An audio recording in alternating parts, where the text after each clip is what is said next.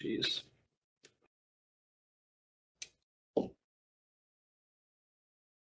But I mean, let's just say that if you did hook up with the dragon, just by some odd chance, I could write some pretty mean ballads about that. If it's between life and death, and this is a girl green dragon, Glader might take a hit for the team.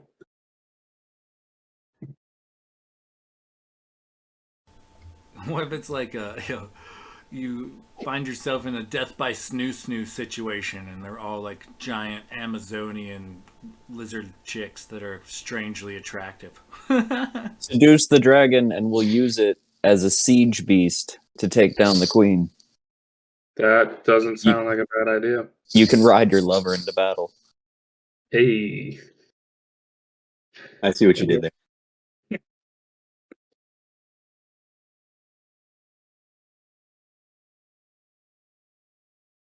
All these jokes, and Glader will be the only one to survive.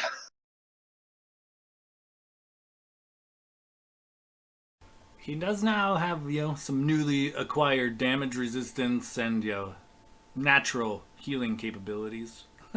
He might live.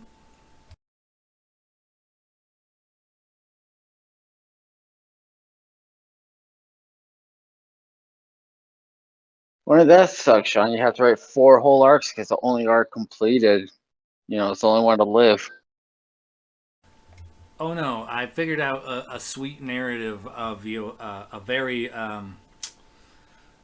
dinosaur epic ending to if I kill off 4 of the intended characters, I think a meteor hits Earth and it's just Hordenshire's just left and it floats through the world. The end, motherfuckers.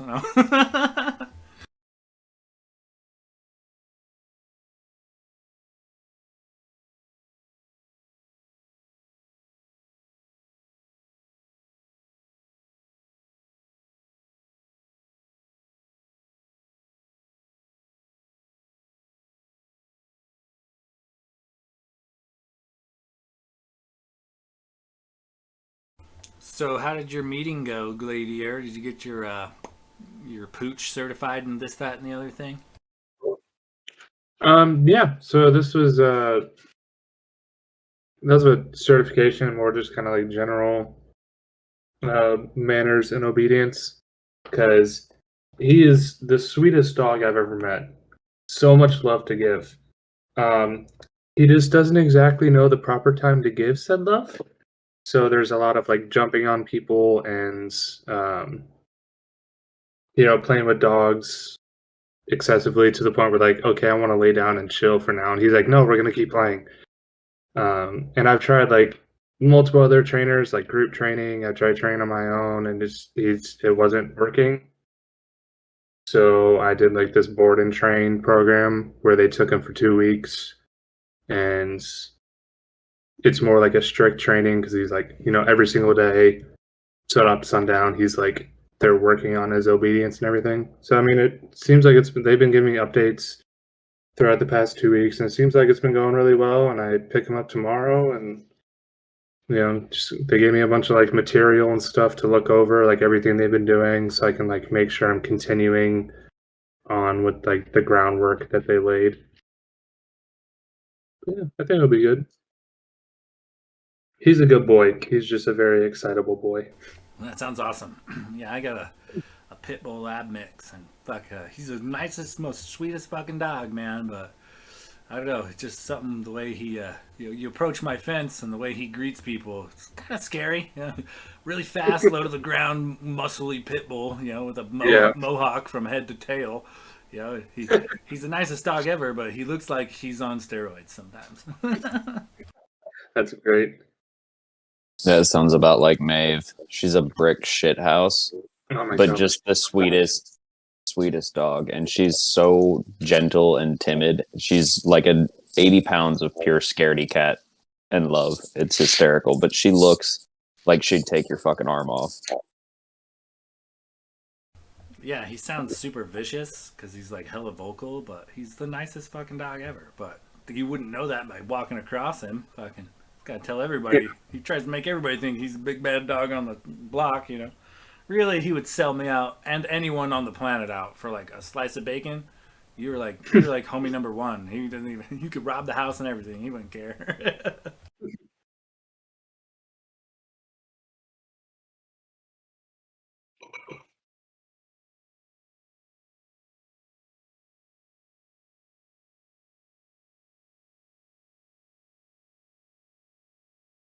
So, question: does anybody hear any music coming through? I do not. I Not at don't the hear moment. anything. No. So one of the apps I downloaded is GM's Toolkit, and it has music and sounds. So you could pick like combat music during a storm, in a dungeon, in a tavern. So I was seeing if that came through like on the headphones if you're using it to talk too, but it doesn't seem like it. That would be sick if I could just be like, you know, battle music, please, and then one of you guys spits some sick fucking, you know, whatever you're into, battle music for the time being. Yeah, I need to reach out to my old DM and see what we used to use. Because it was like a separate bot that worked pretty well, and everybody could adjust the volume to suit their needs. But he would just basically like drop a couple links every now and then and switch the background music up, and it was pretty solid. I'll have to get a hold of him, see what he was using. I'm thinking what he did was he used like Fred Boat bot, which I tested out, and just like link a YouTube video or something, and it'll play music that way. But you have to have all the music you want already kind of figured out and go from there.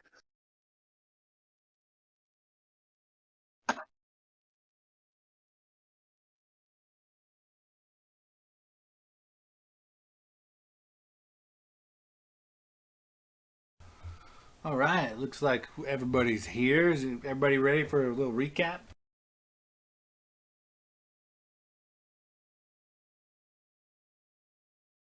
Let's get this over with. No, but we should just go ahead and do it.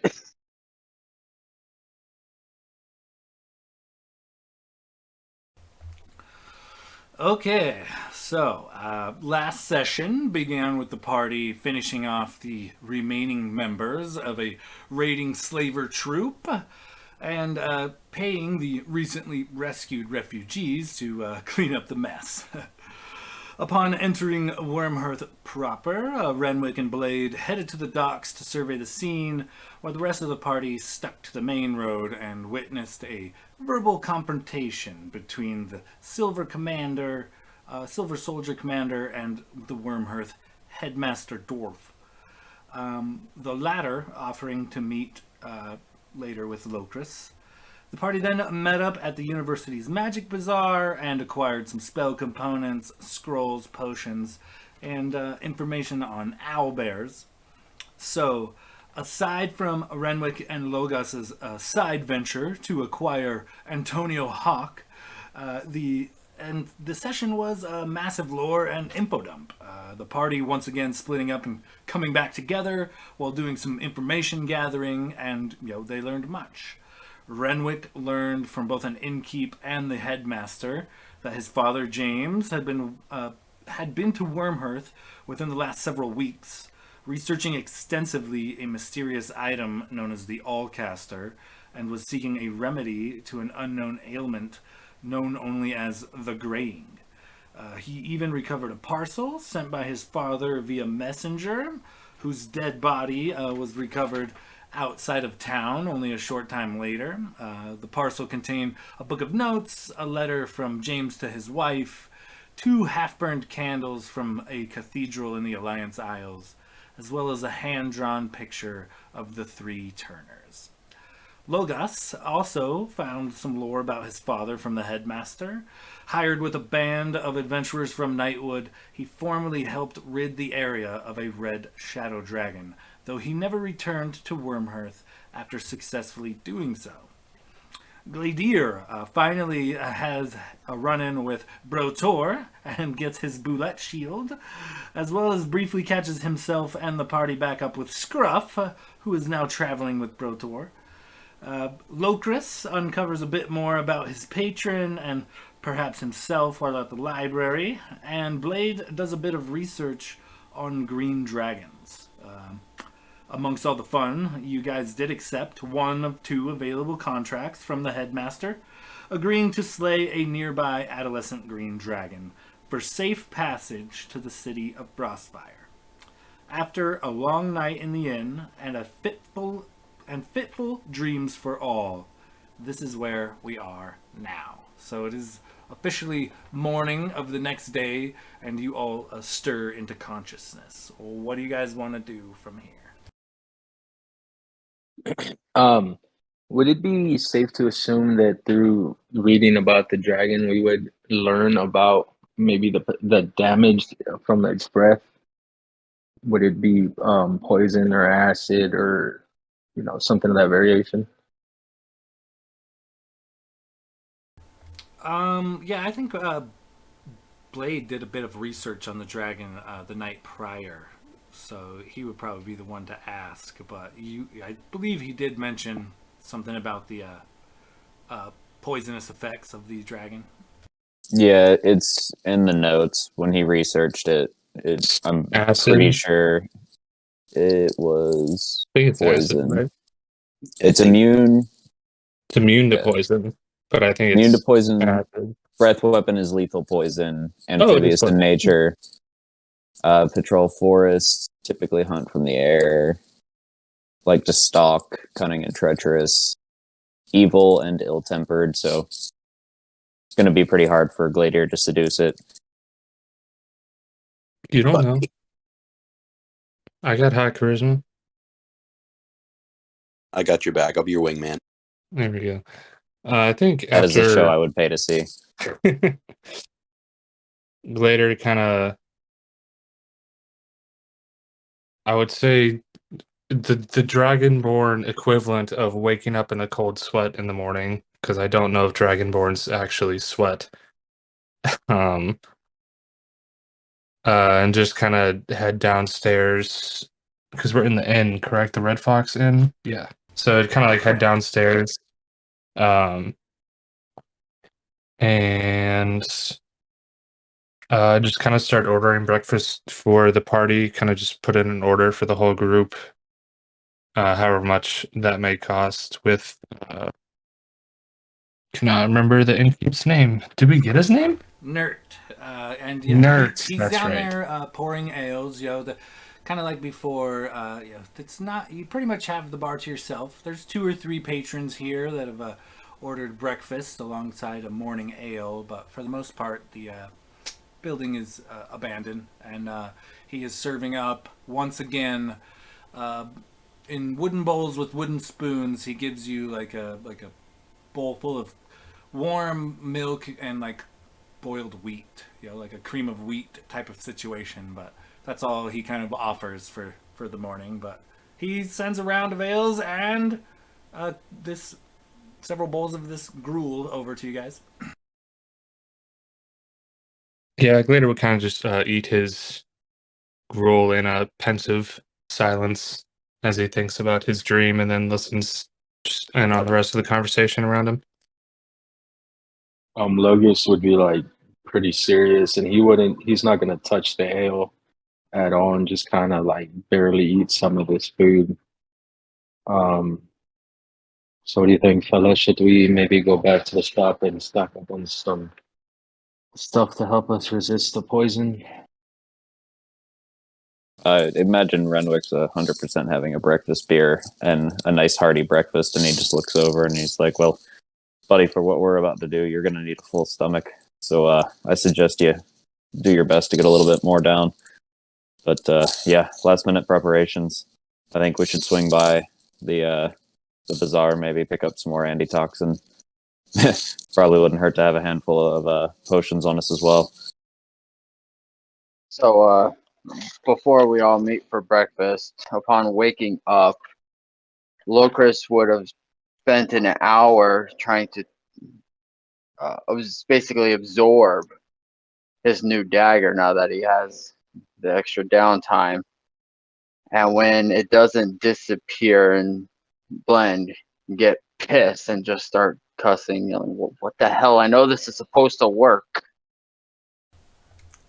The familiar voice kind of echoes through your head, and it's just a long, whispering laughter. And it fades off into the distance. So after getting frustrated, he'll do his morning ritual pact with his normal morning star, the one he keeps on his belt but doesn't use, and then head downstairs and breakfast. And yeah. Blade would But probably. sorry, but he is so agitated about all that he forgets to disguise self. So he walks down into the dining area, looking all tiefling and just distracted. I mean, Nert seems to take a double take, but he shrugs it off. He's not too worried about it. Blade would probably make his way down as well, and kind of while they're eating. If I remember correctly, I never actually mentioned to the party that elves was the dragon's favorite food, so he's going to kind of mention that to Logus. Just be like, in my readings, I've read that these creatures favor elves as their food source, and it seems that you might be be especially in danger. So just be careful out there. As you Renwick. kind of say that, Blade, go ahead and give me a real quick, whichever you prefer. We can go with a knowledge history check or just a general intelligence check. Your choice.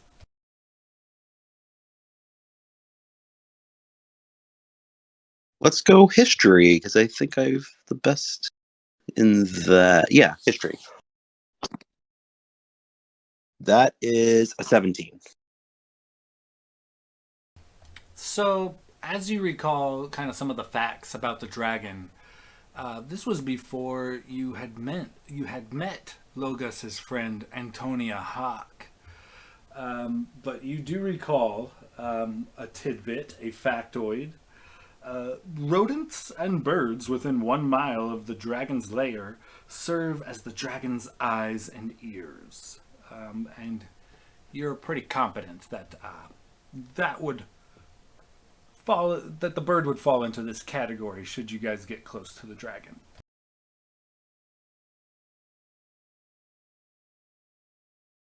Gotcha. So I guess I would relay that information. So just so I'm understanding correctly, the dragon uses like rodents and like birds as his eyes, pretty much.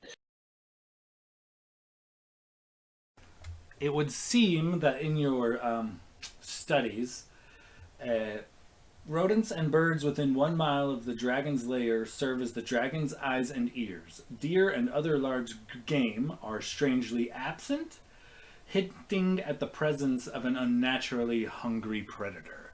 So it uses the lesser animals to help it hunt, essentially. Gotcha. Okay. So Blade will relay that info to Logus, especially after acquiring his new friend. Just be careful. From what I've heard, it seems that perhaps rodents and even flying creatures, birds especially, can sometimes lend themselves as the dragon's eyes and ears. It's just something to think about and something we should be aware of.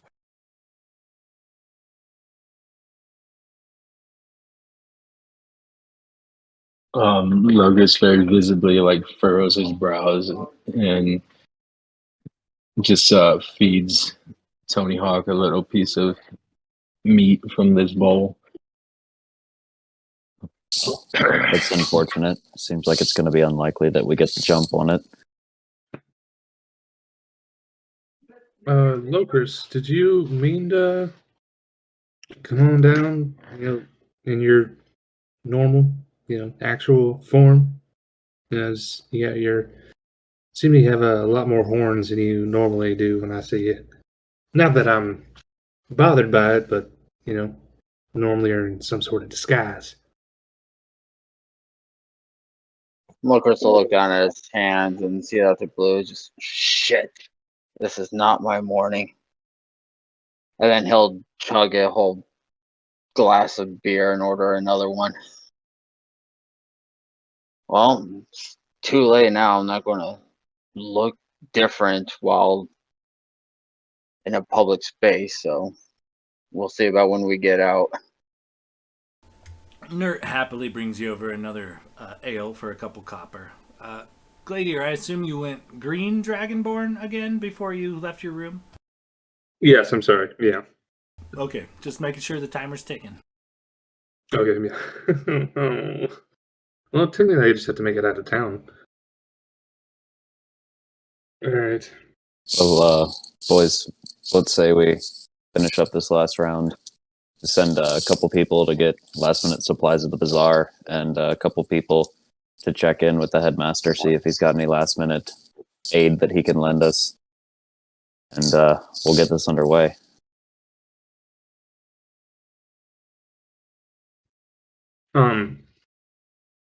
On the map that we were provided with the marking of where the green dragon was previously seen, can we kind of just estimate roughly how long of a walk or travel it is to get to that point? You're looking at 5 or 6 hours on foot from Wormhearth. Gotcha. Okay. So, looking at this map here, it seems we're about 5 or 6 hours walk. If we leave relatively soon in the afternoon or early afternoon, we're still pushing it close to sunset. And I don't particularly want to fight a dragon at night. Should we maybe look into procuring some sort of mounts to get us there? A little I bit think quicker. we could probably ask that much of the headmaster. If they're having this much trouble with a dragon that they can't handle it themselves, then they're more inclined to help us out. Yeah, might be able to lend us a few horses. I mean, you're small, Renwick. You can fit on the back of my horse. Maybe ride on my shoulders. I don't mind sharing. Although sitting on your shoulder sounds dangerous if we're riding through a forest. Trees and whatnot. I thought you were a man of risk and danger. But not a dumb one. Fair enough. So should we split off into groups again? As you said, part of us go to. I don't mind going towards the headmaster. I feel like I've good rapport with him so far. Might be able to assist in getting us some stuff. But is anyone who else wants to come along with me? I can come I'll along with go. you. I'd like to thank the headmaster for letting me know that some of my dad's belongings were at the library. Well, Blade, it looks like ourselves are doing a little shopping. I could use your sober tongue anyways. All right. Well, you two be careful. Remember, stay in your disguise yourself if you can, because still silver soldiers about.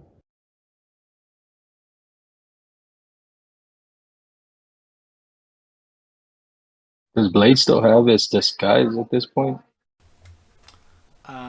I'd imagine he's slept through the night, so you guys will have to maybe Dr. Blade up again, or I'll have to make Blade roll a couple stealth checks. But if he's planning on talking to some merchants, he might need a disguise. Locris, you think you can help with that? Yeah, let me see what kind of magic I could work. You got that disguise kit too if you don't want to use any of your spells. That's what I was implying. I don't have any Oh, spells to oh, change somebody's appearance.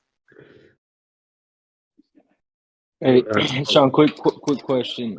Would I get the sense that even though like she's casted my bird's got animal friendship on it, it would still betray me in that range? Roll me a nature check real quick.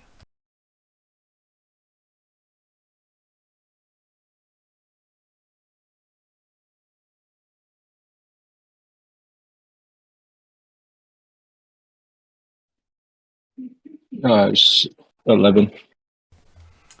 You feel like since your connection's pretty new, and you have made some leeway with your hawk, without magical spells and things, she'd stick around. You've made a few handle animal checks, and then you mentioned opening a window and letting her training her to like fly and like come to you and whatnot. So without any using your magic spells that you have allows you to like communicate with animals and befriend her in a magical way.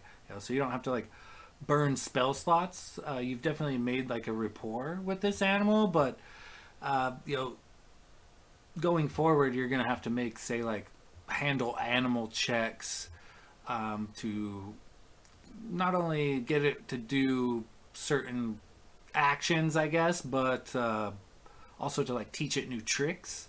And so currently, with the way you kind of described your relationship, it is your companion. It's definitely interested to be your companion, but currently the only trick that this thing knows, without magical manipulation, is like to come or go, basically. So you can tell it to stay, but if you're worried about it, but you're unsure as to what the dragon's magical influence may actually be. So Just on a quick note on that, last session before I went to bed, I did cast animal friendship on it, and it does last for 24 hours. So, technically, it would still be under that magical persuasion. Let me double check that. correct. I do recall Yeah, you saying that. So yeah, you 24 wanted hours. to maintain it for the full day or whatever. So I remember you mentioning it. So if that's the case, I can cast speak with animals, uh, not at will, but I can cast it once a day without burning a spell slot. So we'll cross that when we leave. I probably will wind up taking her just to keep it safe. Okay, for sure. So I guess the party splits. Some of you heading towards the university, some of you heading towards the bazaar. Let's get the bazaar out of the way first. What are you guys looking for specifically, Blade and Logos? Blade is looking for maybe some of the greater healing potions we had before. Maybe just get it picking up a couple of those. They are 300 gold apiece.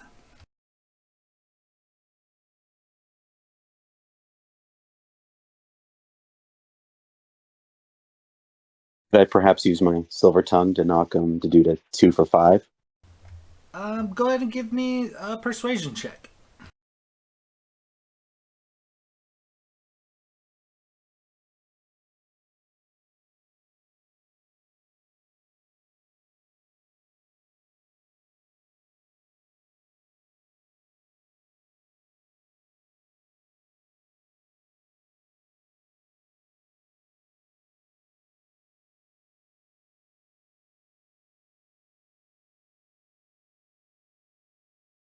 Damn, 18. Sorry that took so long. They drop it by 50. It'll be 250 gold each. That'll be fine. He'll take it. He's gonna need it. Okay, how many of these do you want to purchase? I'm going to purchase 2. And can I also grab an antitoxin as well? Yeah, for sure. I have no idea how much those cost. Oh, Base price is 50 gold, sweet. typically. Yeah, let's say 50 gold. All right. I won't barter with this. We'll just make it 6 for everything. Okay, yeah, sounds good. Logos, is there anything particular you needed to purchase? Or Blade, did you want anything else?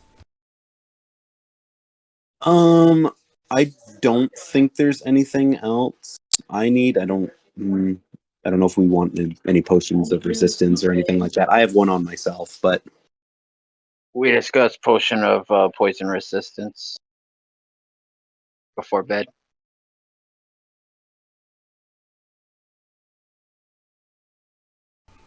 Resistance is a what level spell again? Yeah, we would be looking for the poison resistance to try to mitigate some of that damage. Let me see.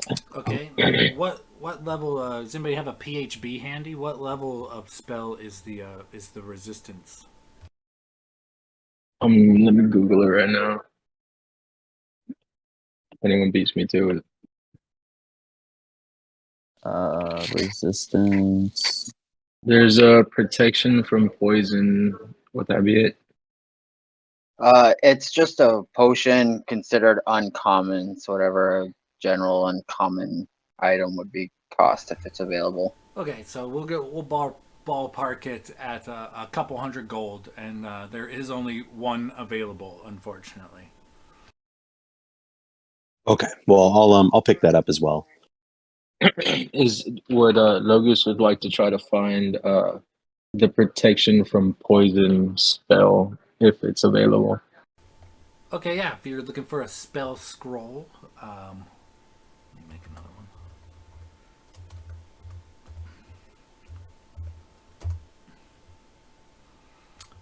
A couple of spell scrolls are available, and they're at the same rate, 250 gold each.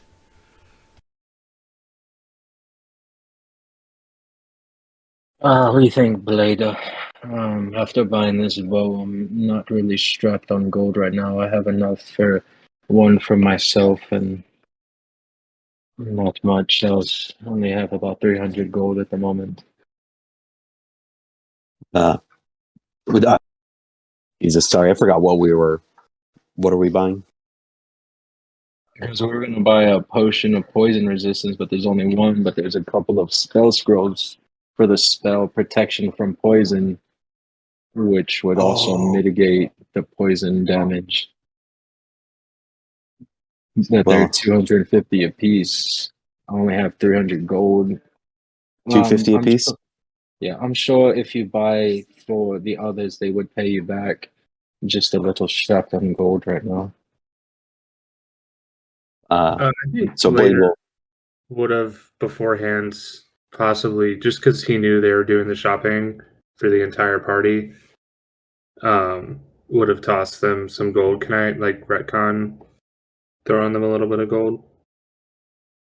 Yeah, I sent Yeah, Blade you with guys could for a shopping sure. list. You So guys could for sure give them a list and some cash before they depart for you. All right, so Glader would have thrown in 150 gold to the shopping list pot. Yeah, and I mean, I have plenty of gold for this stuff, anyways, so I can definitely just pay up. I'll Venmo you. Perfect. Yeah, so Blade will kind of walk up and say, of course. So for the record, these potions are the spell scrolls are 250, and it's not a protection from poison; it's poison resistance. Just so you're aware. So that is Yeah, so 1 hour with half damage from poison. Correct. Yeah, protection from poison stops you from getting poison. Poison resistance just halves the damage of any poison damage. Correct. Protection from poison is pretty much the same thing. The only difference would be is that you'd have advantage against being poisoned, but it's still only half damage to poison damage. Oh yeah, that's right. Yeah, the language of the spell, you touch a creature, if it's poison, you neutralize the poison. If more than one person afflicts the target, you neutralize one poison that you know is present, or neutralize one at random. For the duration, the target has advantage on saving throws against being poisoned and is resistant to poison damage. So it's essentially the same thing, except for that caveat of having advantage on being poisoned. Right, and the reasoning behind that would be just because the bazaar only sells first level goods. Yeah, you're not going to find more than a first level potion or a first level spell scroll to the common public. Everything else of higher quality requires membership. Well, Glader, True, yeah. Second level. Glader did give you 150 gold, so you guys can put that towards whichever ones you see fit, whichever you think would be most useful. But he tossed you 150 gold for goods and stuff. So Logus will definitely buy one of those poison resistance for himself. Is that so there's only two of the poison resistant spells? Correct. There's 2 spell scrolls, 250 each, so 500 takes the pair. Logus will buy himself one. And Blade will, of course, buy the other one. He's feeling pretty wealthy at this point with that kind of feeling that gem in his pocket that he's got. All right. So, as you guys kind of conclude your transactions, let's cut over to the other members of the party. What are you guys? You could seek out the headmaster. It's early morning. As you open the door to his quarters, he is perusing through some of the morning papers. It looks like he's got a hot beverage, possibly a coffee. He greets you. And what can I do for you? I was expecting a different adventuring party altogether. What can I do for you, Lord? Well, for one, I just wanted to swing by and thank you.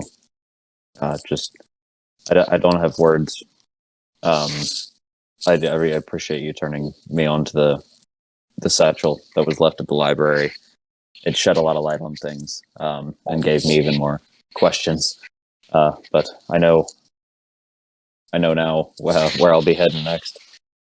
But that being said, after our friend Blade researched the dragon a bit, we're I think a little bit terrified of what we're walking into, and we just wanted to see if there was any last minute aid, any items or knowledge you might be able to bestow upon us that might aid us in this. Go ahead and give me a persuasion check.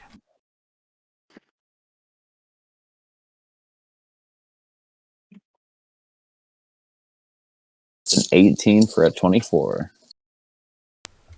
Nice. He kind of he sets the parchments he's perusing through down, and he kind of stares at you briefly. He's like, "Yes, your father was quite a nice man, and he spoke very highly of you.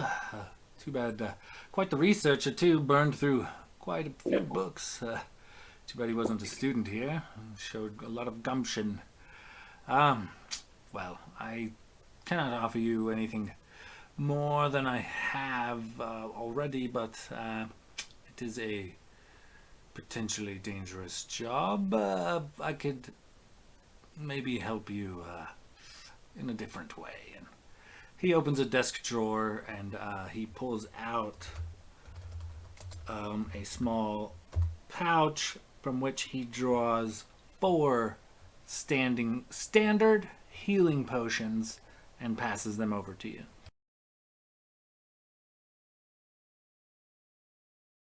You said 4? 4 standard healing potions. Heard. It is likely to be a bloody ordeal. Take care of yourself. I I can't pay a corpse. So Well, we appreciate all the help we can get. Yes, absolutely. And I'll stash them in the bag of holding for now, and then we'll disperse them amongst the group. Headmaster, I can't thank you enough. I hope I live through this ordeal and can continue to get to know you a little bit better. If my father liked you, then I'm sure you're my type of guy. well, do take care of yourself. It'd be a shame to not be able to continue our dialogue further. You know, he kind of looks to the party. Anything else? I'm rather busy. You can, if you need something, spit it out. I have quite a bit to do. There is one more thing. Would you perchance happen to be able to help us procure some mounts? It's a bit of a journey, and we'd prefer to not be exhausted by the time we get to the dragon's lair.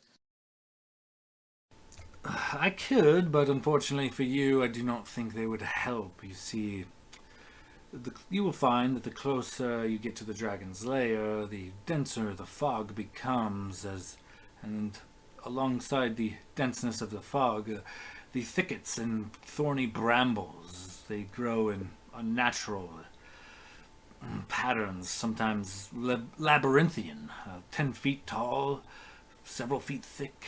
The presence of a magical beast such as a dragon kind of alters the landscape. I'm afraid that you will find little use for mounts where you're going.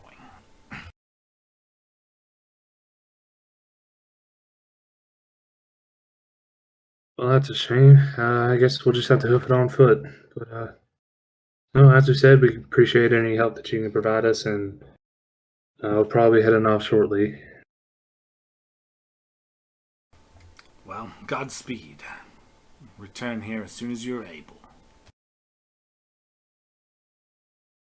Yeah, we'll do our best. Hopefully, we fare better than those guards out there. I appreciate all your help.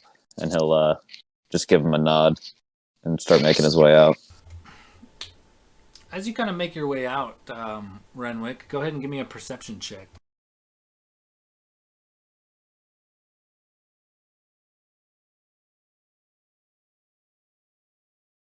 That's a 7. As you kind of make your way out with the party, a small crew of looks like adventurers, mostly elves, makes their way into the headmaster's office and closes the door behind them.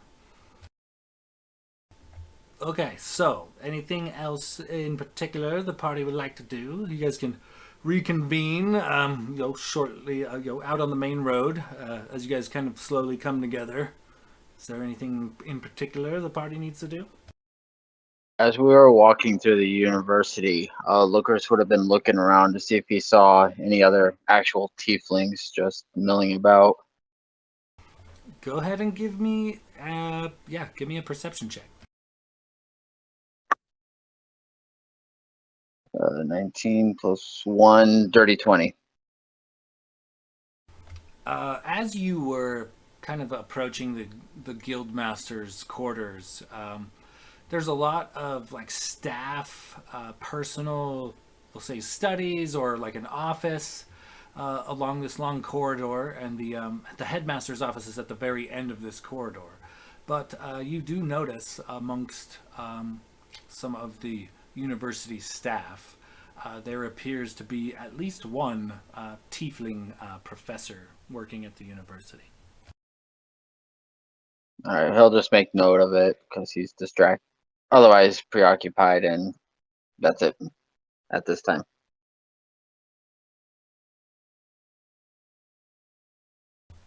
All right. Anybody else need anything before we venture forward? Logus would head back to the inn and pay for the room that he had last night. Okay, 1 gold piece. And then he'll go up to the room and just spend a little time with the hog and feeding it while he's kind of looking out the window, waiting for the group to come out. And once he sees the group come out, he'll cast Speak with Animals on Tony Hawk. And listen, little friend, I'm going to a place that's quite dangerous. I don't think it's safe for you to follow me. And I'll be like petting him, giving him meat and stuff. I'm going to leave the window open. I would prefer if you stay and wait for me. But if I don't come back by tonight or tomorrow, feel free to fly again and go and find your own way. If I don't come back, it means I didn't make it. And I wouldn't want you to be stuck in a room or waiting for someone who may never come back. And just spend a little time with this hawk until he sees the others come out. As you kind of communicate this to the hawk, kind of looks at you and then gives you the gesture. You come back with meat? You come back with meat? Of course, little friend. If I come back, I will bring the most delicious dragon meat you've ever tasted. She kind of looks at you quizzically, but she agrees. I'll wait one day. I'll wait one day for meat. And she kind of flutters about the room and makes a perch on the nearby desk. And then once Logus sees the others come out, he'll toss him a meat and walk out to join the others. Yeah, for sure. She would take it and consume it ravenously as you head down with your party.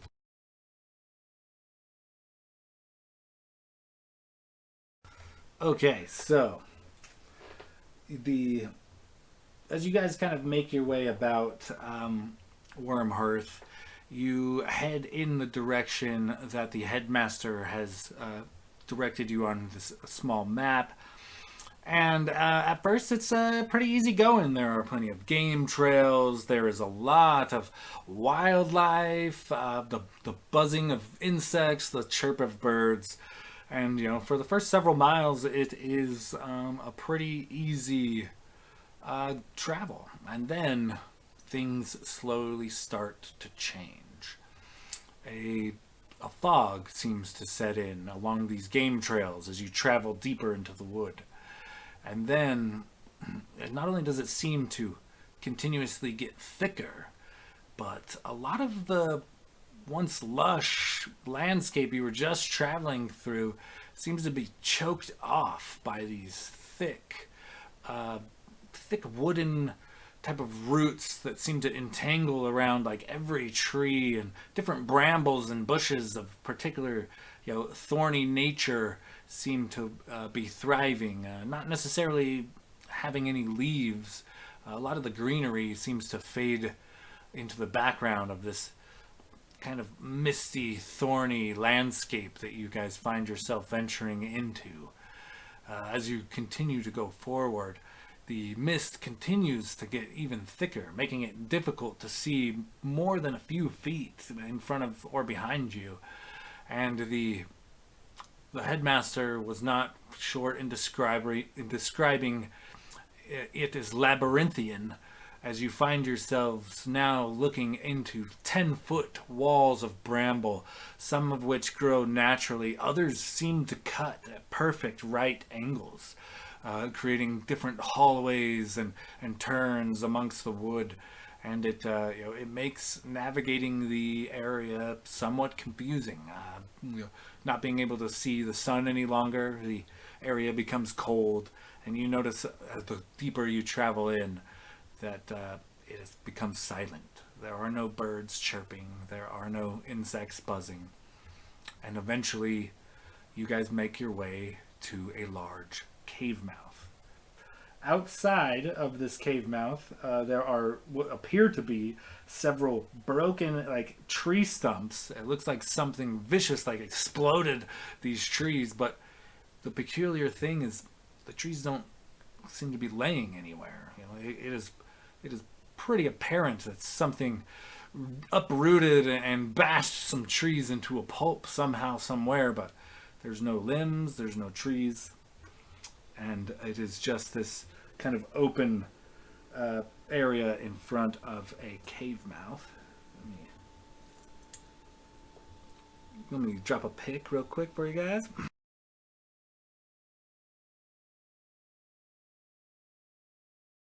Oh, while we're looking at this cave mouth, Logus is gonna very quietly whisper, I think it's time for us to put up our poison resistance before it's too late.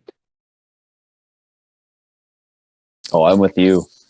And Renwick chugs an antitoxin.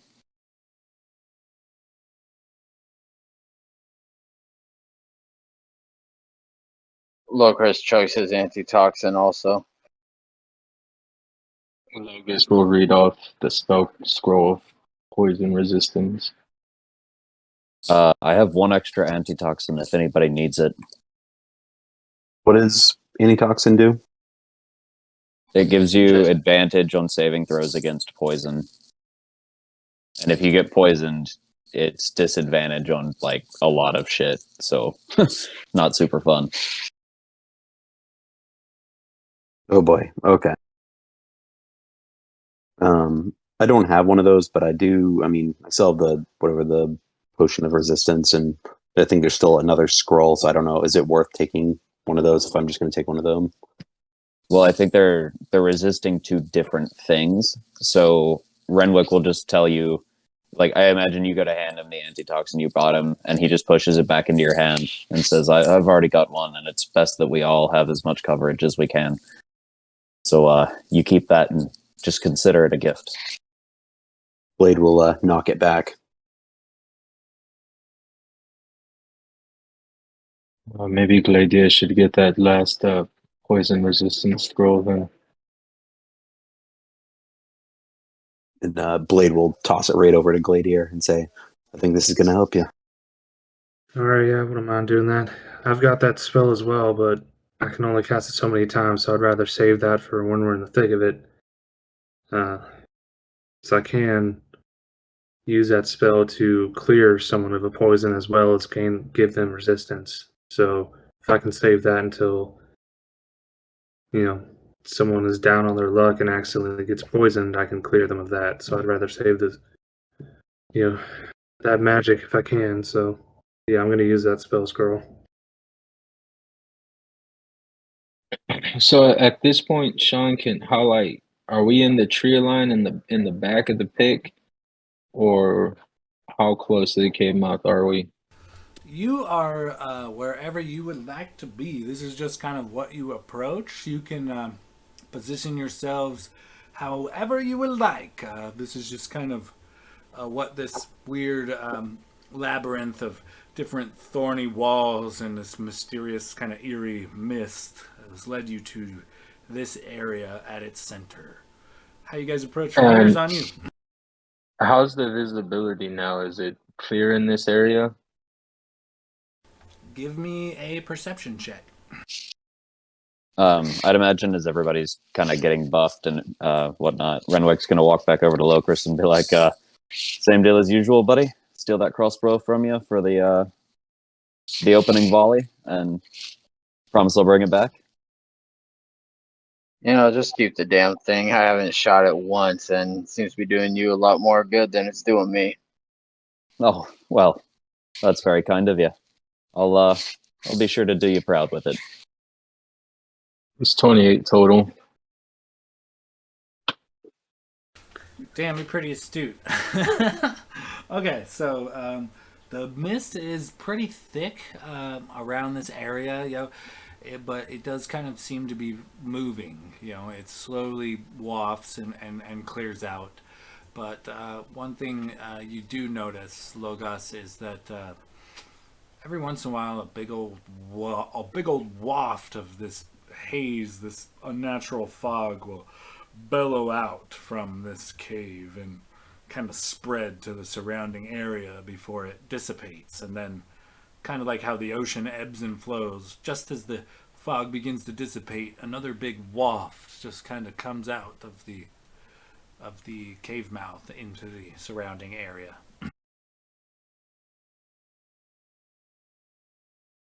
And also, do I see any, like, obviously dragons are big and heavy. Do I see any footprints leading to and from this cave? Like dragon prints. Oh, for sure, a lot in all directions. It seems like looks like a lot of where you find the broken tree stump. It looks to be there's several dragon prints around all of the broken tree stumps. You're pretty clear that the dragon was what broke these trees and possibly ate them, as they are no longer any remnants on the ground.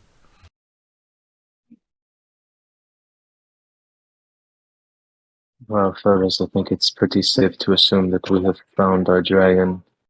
I don't know if you've noticed, but this mist, it seems to be originating from within that cave.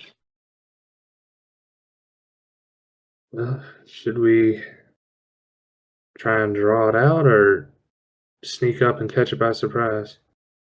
Well, I have half a mind to have everybody assume a position, spread out a little bit, take some cover, see if we can't fire an arrow lit, well, on fire, down into that cave, see if we can't stir it out. Or maybe I could lure it out with a song. That's always an interesting option. The only thing you have to remember that dragons can be pretty cunning and smart for all we know. It already has eyes on us, and it's just waiting for us to make a move. We don't want to do the obvious, and I think the obvious would be to surround or check the cave, and one of us gets ambushed or something.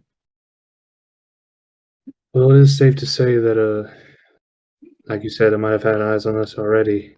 As Blade said, the type of dragon uses small rodents and small birds as its eyes.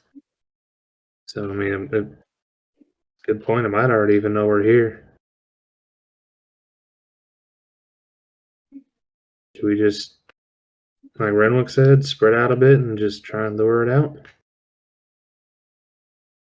Let's not get too far apart. Let's put about 10 feet between us and use some of the trees as cover. Last thing we want to do is been caught in a breath weapon and all of us gets fucked right off the bat. All right. Well, DM Glader is going to stealthily. But actually, before I do that, so what's up? Are we gonna try and sing it out, or are we shooting an arrow? Because that kind of determines how close we're getting. If someone needs to shoot an arrow, they're gonna have to get a little bit further up there just to make sure they're not sticking it in the ground 5 feet out of the cave.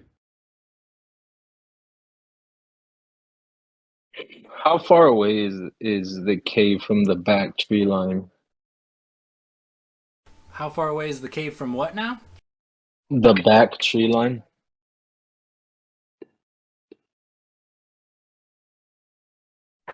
Like if we're like in that back little tree, the ones that are not broken, and looking into the cave, I assume that's where we came in from. The area around the cave where the trees are kind of broken, I'd say you're looking at about 125 feet if you're staying in the wood line from the cave. So you're looking about 125, 130 feet. It is within my range. I mean, I can shoot an arrow from here and see what happens, unless we're trying to look within the cave. But and is the cave from here? Is it just like pitch black? Give me another perception check. Come on, Orion, I'm gonna use you until you fuck me. Oh man, wasting these high rolls on fucking skill checks. A natural 20 for a total of 30. Nice. You see that there's a little mailbox with his name and address on the side. No, I'm just kidding. You could tell that it is a little bit dark inside. There's no natural light coming from within, and also this kind of like gloomy haze that has developed around the area is somewhat blocking the sunlight. So as you guys left Wormhearth, it was a bright, sunshiny, clear day, and now it's like almost overcast. So there's not a lot of light going in, and there's definitely fog pouring out. So you can imagine that it is probably difficult to see at the very least in this cave. Renwick's gonna load one of the golden eye bolts into the light crossbow. All right, And- Glader's I'm sorry, go ahead. Okay. Glader's gonna move up to the stump on the left, like the first stump on the left side of the map. Okay, first stump. Are we going all the way left, or like from the tree line forward all the way left? From the tree line forward all the way left. So it's so that little evergreen looking tree on the left side, the stump closest to that one. Before Gladier steps out, Logus would like to do one last thing. Can I like scan the skyline and in the sky and like look up to make sure there's nothing above us? Go ahead and give me a perception check. Also, I meant to say Glader would like to do that stealthfully. I want to stealth up to that. Okay, I'm gonna drop a map in the feed so we're about right. Oh, I got a little glare on that. My bad. But that's what you're talking about, right? That neck of the woods? Yes, that. Okay. I want to like stealth up there. Okay, give me a stealth check. Also wrote a 23 on that perception. Not only do you, it's pretty cloudy and overcast. You can't really see a whole lot when you cast your eyes northward, but you do notice that not only do the skies seem clear, they seem abnormally clear. Like this is a nice, it used to be a nice, healthy part of the wood. There's plenty of resources for the smaller animals but they're just not here. It seems like this would be a good place for rodents and birds, and it seems to be devoid of any. If it hasn't already been taken, Renwick will stealth up to the southernmost middle stump. Being a small creature, he can probably hide pretty well behind a stump, and he'll assume an attack position. Okay. I got a. And what was your stealth roll, Gladier? Go ahead and give me a stealth check, Renwick. It's a 16. I got a 12. Okay. Gladier's is fucking clanking out there. Where okay, so as Gladier and Renwick move into positions, Blade, Logas, Lokris, what are you guys doing? Where are you guys going? Help me position you on this map. I think Blade would be so there's the center stump like in the furthest back that's like dead center. Then there's the one that's to the right of that one. I'm the one that's in front of that stump. Okay, I'm not sure where you're going with this, but I think I follow. Sorry, I was saying that. I was like, I'm making this confusing.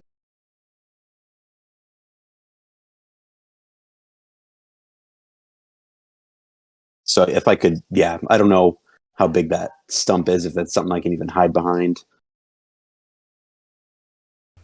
Okay, so where exactly did you want to go to, Blade?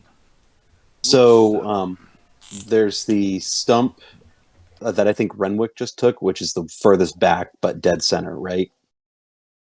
Correct. I posted a new map, so I got Gladier and Renwick on the map so far. Okay, I would be at the one that is like diagonally up to the right. Of Renwick? Of Renwick. Okay, got it. Lokris, Logos, where are you guys at? Logus would like to stay in that tree directly behind Gladier, but kind of off center him a little bit. So like I'm in between Gladier and Renwick. But near the tree.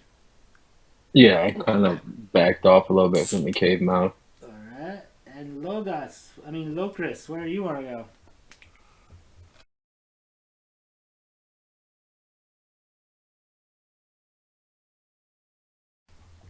You might be muted.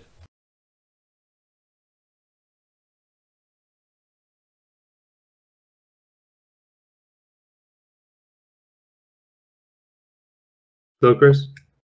My phone is No. not cooperating with me. Locris is going to take,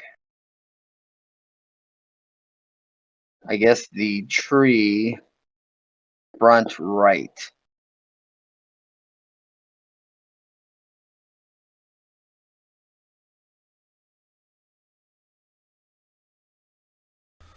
To the right of Renwick? Is that what you're talking about? Stage right. So as you're looking at the paper, all the way to the right, and the tree, full-grown tree, all the way up. All the way up towards the mouth of the cave, or kind of Yes. diagonal? Okay. Just make sure. All right.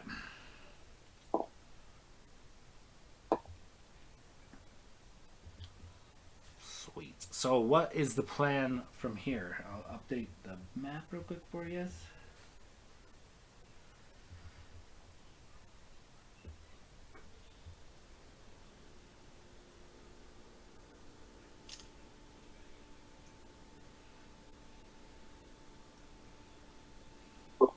Can Glader kind of listen out after like seeing like everyone's gotten into position to see if possibly we alerted it, or if there's any sounds coming from the cave from our movement? Yeah, absolutely. Go ahead and give me a perception check. Oh, that's good. Finally. That is dirty 20. Eerily enough, you hear nothing coming out of this cave. Is the smoke still billowing out in the same consistent manner, or is it slowed down or stopped? It still kind of bellows out, but kind of like the ocean waves. You know, some bellows are right behind one another. Some every once in a while it's a billow and then a long bit before another billow. But it does seem to be, quite foggy within this cave. Glader's gonna kind of turn to the rest of the party and try and maybe catch their eyes, because I'm sure they're all looking around at the rest of us, like at each other, and just kind of give like a okay symbol, like sort of like get ready, and then turn to Locris and activate his the Sands of Justice ring and telepathically say to him, "All right, whenever you're ready, fire an arrow inside, and let's see if we can get this thing out of here."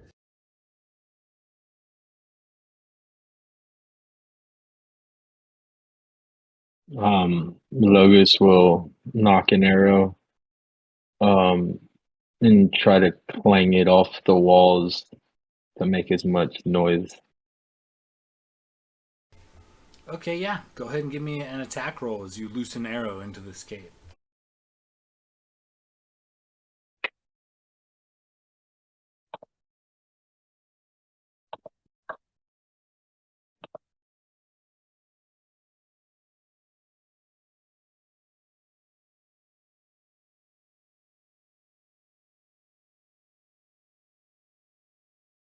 It's 16.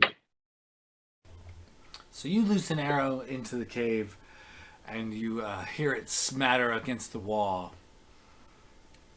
And then you wait. And you wait. And nothing.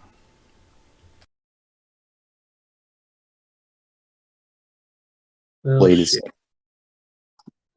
Blade's gonna look around, kind of like over the stump and at everyone else, and kind of have his flute in one hand and being like thumbs up, thumbs down, like huh. Renwick will try to stealth up to the next stump. I guess it would be northwest. That's shit. 13. I rolled a fucking 5. So you're moving as stealthily as you can. Unfortunately, there's a thick layer of, fog along the ground, and you do stumble a bit over a thorny root here and there, but you do make your way up diagonal. And as he does that, Logos will want to take his spot, move up with the party.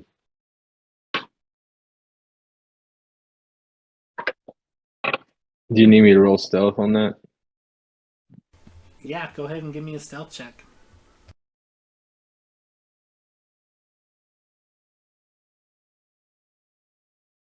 – 23 total.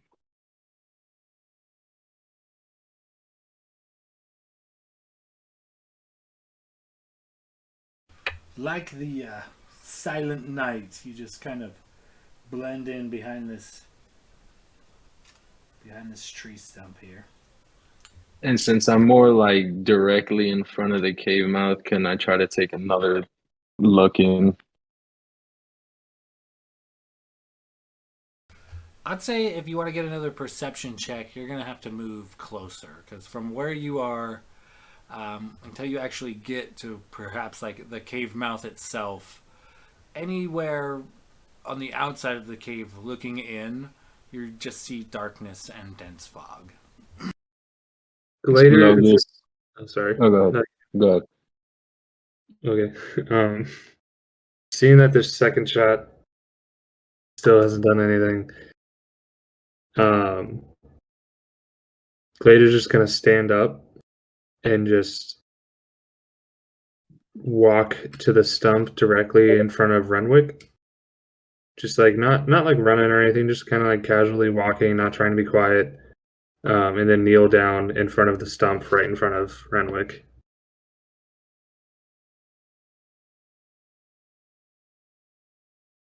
Okay, yeah, not a problem. So Logos is gonna, as swiftly and quietly as he can, well, not necessarily quietly anymore, just as swiftly as he can, he's gonna move up to the stump directly in front of the cave mouth and use the stump as cover and try to look in. Okay, both of you guys give me some perception checks.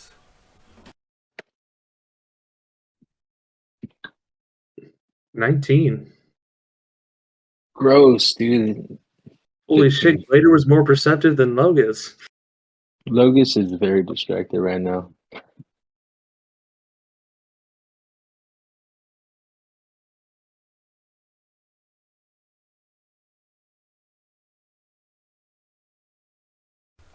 So in between this wafts of smoke or wafts of the fog that kind of bellow out, you focus up and you kind of glare deeply within, and you do see a bit of the cavern kind of open up for you. I dropped a new map in the feed. You do get kind of a sense of what's inside. However, the ground in particular and walls seem to be have the thick fog hovering about as you're from the outside looking in, but you do see that it looks to be like a decent sized cave.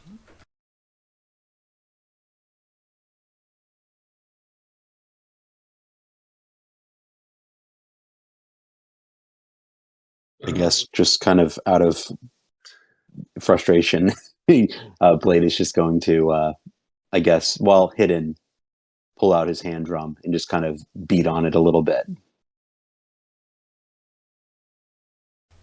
Okay, you want to give me, I guess, a performance check as you jam on your drum? Oh, absolutely. So performance.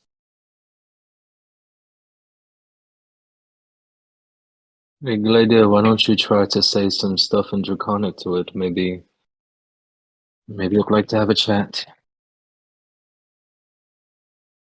Say the mom looks like a gecko. That might piss it off. 15 on that performance. That's it. Yeah.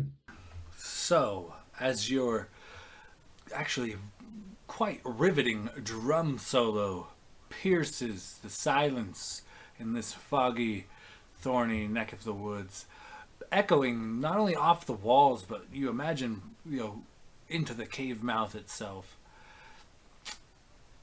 You wait, and you wait, and still nothing. All right, I want to try one more thing. DM, did we get any information on what from Blade's research on what languages the dragon speaks? I don't think you did, unfortunately, but you can assume Draconic, from legends and lore. Draconic, common. Dragons have been known to take different shapes of many different species, so it is assumed that they could potentially know many languages. All right, well, just to play it safe, Glader is gonna still kneeling down behind the stump. In a loud voice, call out Indraconic. Pretty sure nobody else in my party can understand this. I can. Oh, I forgot. Yeah, you speak Draconic too. But just say, well, boys, I think this tiny little lizard is a coward. I don't think it's gonna come out and fight us. Maybe you might have to go inside and see if he's as dangerous as they say he is. But I doubt it. Someone's stomping up onto my home, making all this racket. I would have come right outside and tore him apart. But apparently, this dragon is just a little scared. And then just kind of sit back and wait. Go ahead and give me a deception check. Good. Okay, those aren't terrible for me. I love that The I can't dragon's gonna understand notice. what you're saying, so it just looks ridiculous from Renwick's point of view. Logus is over there like, ooh. Blade's like, is that a mating call or something? I'm sorry, guys. That was not a good roll. That was a 6. So you call outward to it, and you're close enough, and you direct your voice in such a way that you're kind of calling into the cave, and you for sure know you heard your voice echo through the cave, and yet still nothing. The dragon may not be even in this cave.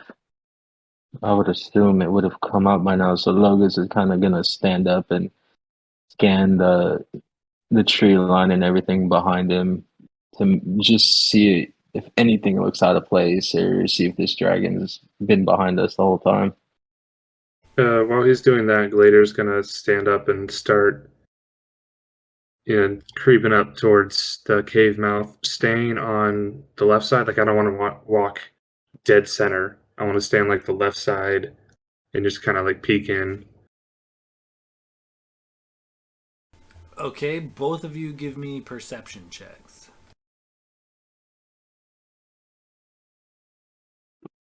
14.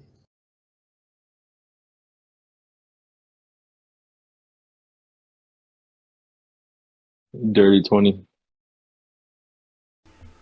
Logos, you kind of look around, and it's kind of disturbing how quiet the wood is here, especially how vibrant it was before, but it is obnoxiously quiet. You feel like if there was a large lizard trying to sneak up on you, it wouldn't have the capacity to remain so silent in these woods. At least that's what you think. Like, there's a lot of brambles and things, and it would be kind of difficult for a large creature to at least approach you on the ground without being noticed. It's what you think. Gladier, however, you kind of look into the cave as after you creep up a bit. Drop a new map into the feed. Gladier, as you kind of look into the cave, it does end. It's a pretty decently sized cave, but right in the center, up against the wall of this cave, you do notice a large pool of water.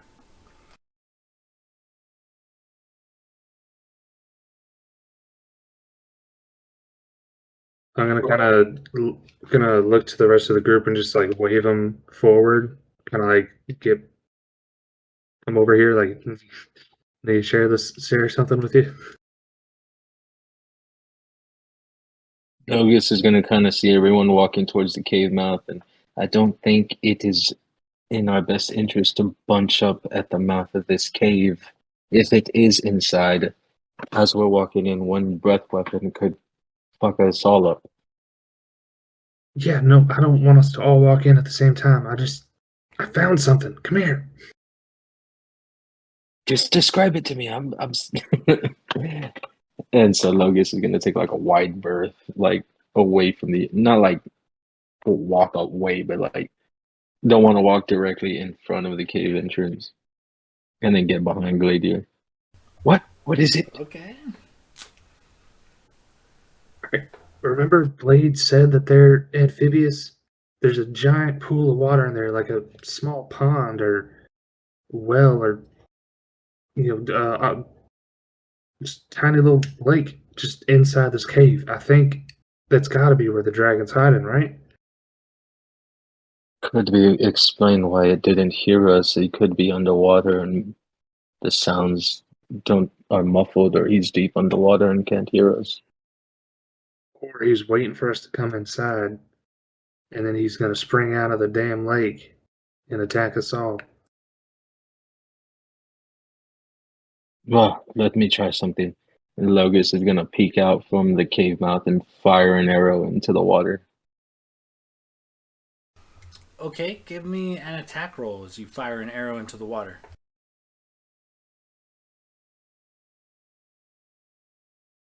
Ooh, it's gross. 13 total. All right, you're real close to being dumped. Keep pulling. I mean, it's a large puddle. You definitely send it in with a splash, and you wait a bit, and still nothing. Since Logus has dark vision, he's gonna step in a little bit and try to peek in the corners and just give a wide sweep of the room. Okay, so in order to see both corners, you're going to have to step into the cave about 15 feet. And as you do, go ahead and give me a perception check. I'm trying to do this stealthy too. Oh, give me a stealth check too.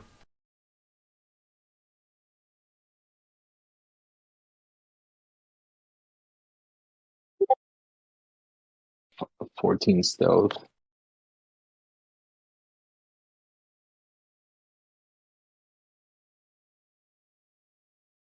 12. Oh, all right, you're done. 14 stealth, 12 perception. So the room itself is pretty quiet. There's some stalactites and stalagmites around. And as you kind of look, you're standing in, ankle-high fog or so. Every once in a while, it seems that most of the fog is just kind of slowly manifesting off of this lake and wafting outwards, off of this small pond and wafting outwards.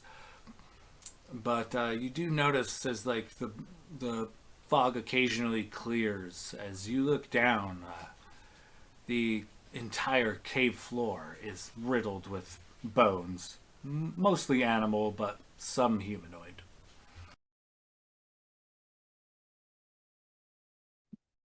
No sign of a big dragon yet. Not yet. Oh, damn it! You're stressing me out, man. Logos is gonna look back to Gladier, and there's nothing in here so far, just a bunch of bones. Oh, and he's gonna be saying this in the ring. Someone telepathically communicate. There's nothing in here, just a whole bunch of bones. It seems the cave is empty except for this water.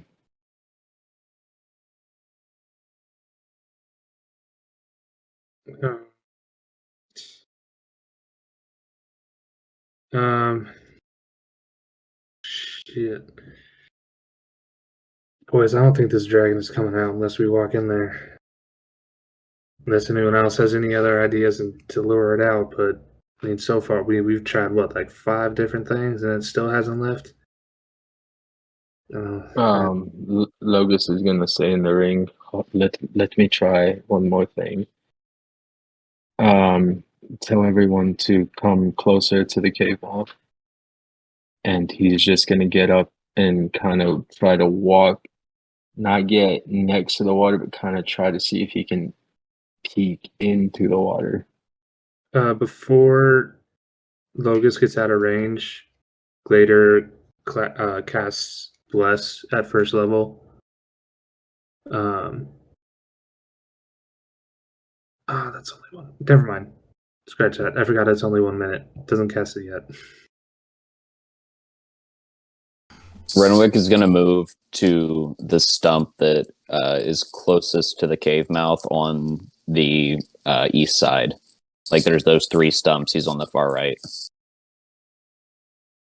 Okay. Glader just stayed peeking in at the entrance to the cave. Okay. I'll take the left stump there in the front.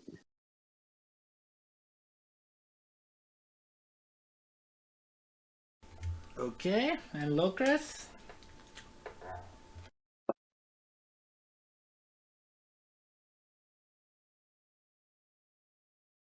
I'm happy where I am. Okay. Now, Logos, when you say you want to creep up and peek into the water, but you said you didn't want to get close. So tell me exactly how you want to interact with this pool of water. I just want to get close enough to where I can see into, but I don't want to get like right up on it, if that makes sense.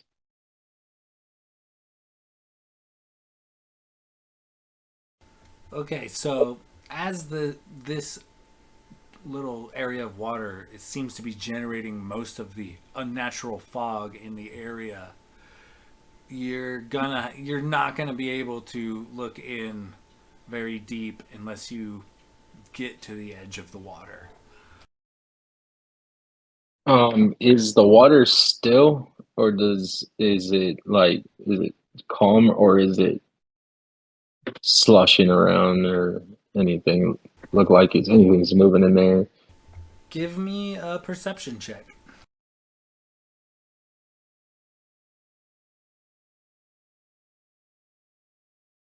19 total. The water looks to be actually bubbling.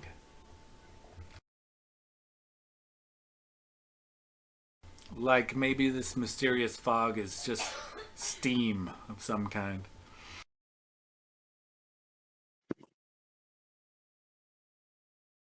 Logos will telepathically Gladiator, the fog seems to be steam. The water here is it's steaming water. It's bubbling. Um, should I go up to it, or what should we do? Logos is just gonna kind of stay put for now. Is Logos on the left side still of the cavern? Yeah. Let me. I'll drop an updated map pic real quick. Sorry, I'm stressed. I'm just trying to. It's all right. I wrote great fucking death arcs for you guys. It's gonna be awesome. I was talking to Will today about my death scene. It's already planned out in my head.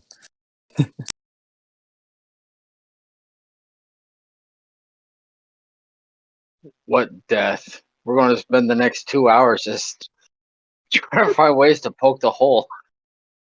Come to find out, the dragon's moved on. The dragon was the headmaster the whole time, you guys. Okay. Glader's gonna like stage whisper to the rest of the party. Logus says that it's like steaming and bubbling, the pool of water. But I mean, it's a green dragon. They don't breathe fire, so like I'm not sure where this heat will come from unless he's I don't know. I don't know. I got nothing. But I'm gonna head inside, I guess, try and see if I can get another pair of eyes on this and try and figure this out. I don't know if you guys want to follow or station up out here, but I'm gonna head in. Then Glader's gonna kind of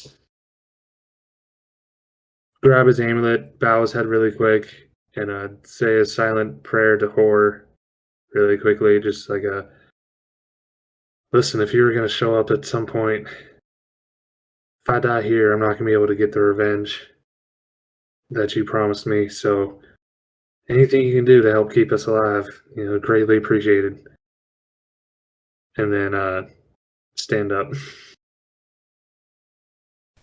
Okay, where do you want to move to in this cave? You kind of peeked around, and Logus has taken a few steps in, but where did you particularly want to go?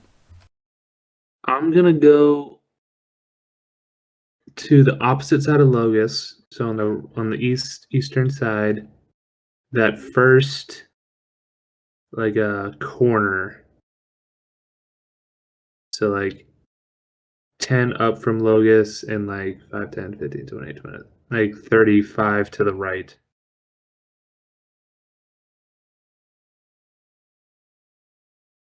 And I Okay. guess take a look around the cavern to see if I see anything.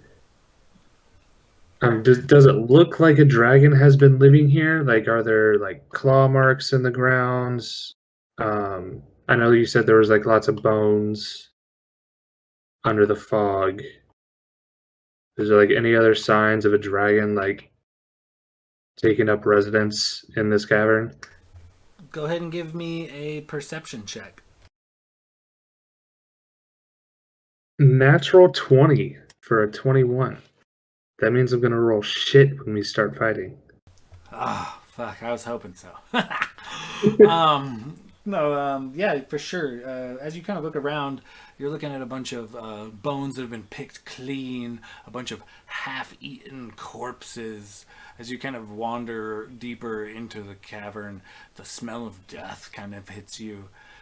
You are definitely, standing in, ankle-deep debris that was once, living creatures, or the remnants of them anyway.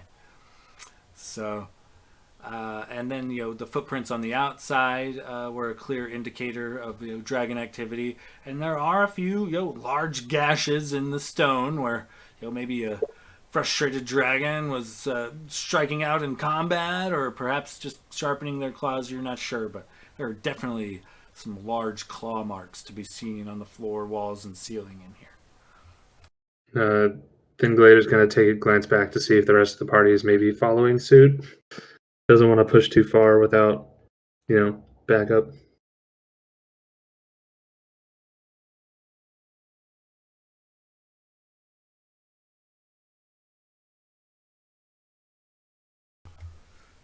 Okay. Locris will make his way to the mouth of the cave on the opposite side.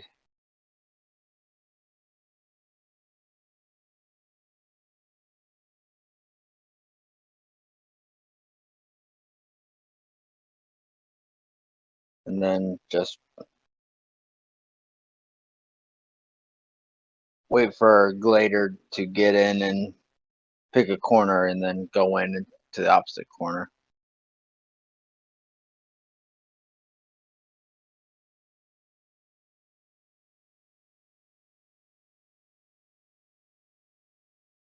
We're gonna. Okay. What did you say? Was that even English? Sorry, I'm like I said, stressed. Glader's gonna peek back out the cave and just say, "Are y'all ready? Because I think we might have to do something drastic to lure him out." And then look to Logus and be like, "Do you trust me?" Um, you haven't given me a reason not to, but I would like to know what you're doing so I can be ready. Well, Blade did say that elves were this Taps of Dragon's favorite snack, so I thought I might just mention that, and it just kind of like gestures towards him. Oh, yeah, sure. Either way, if it comes out and sees me, it would have found me eventually.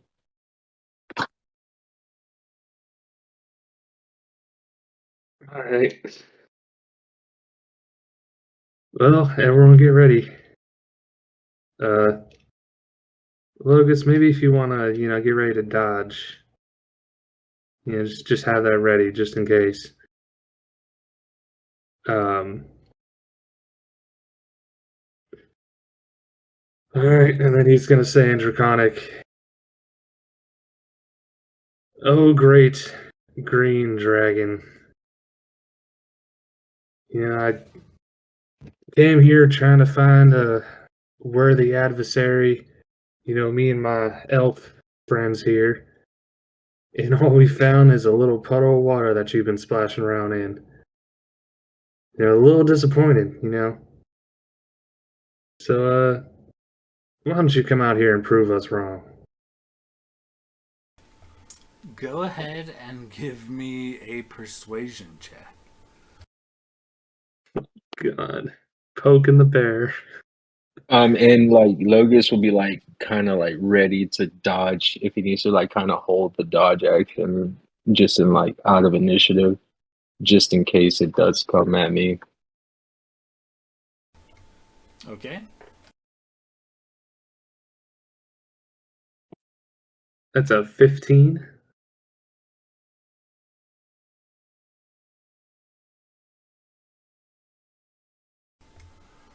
Still silence. What the fuck? All right, And guys. there's nothing on the ceiling, right? Did I look above us? Can I check above us one last time? Give me a perception check.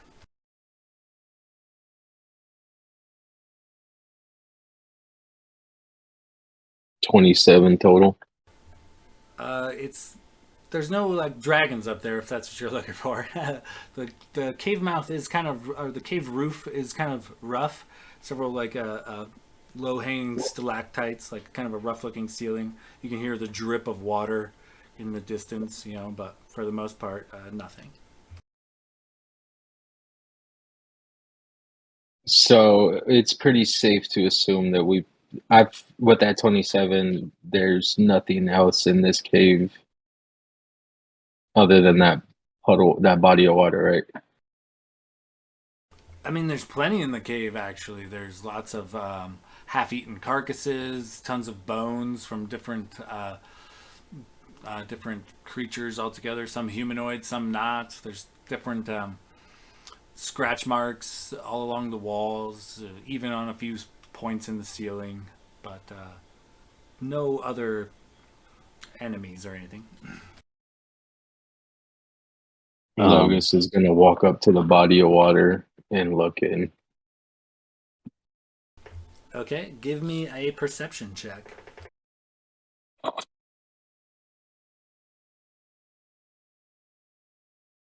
21 total.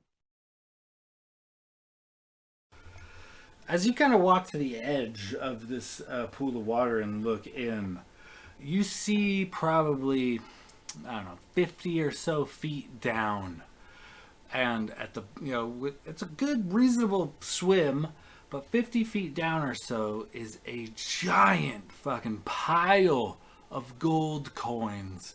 And it looks like other various trinkets and goods.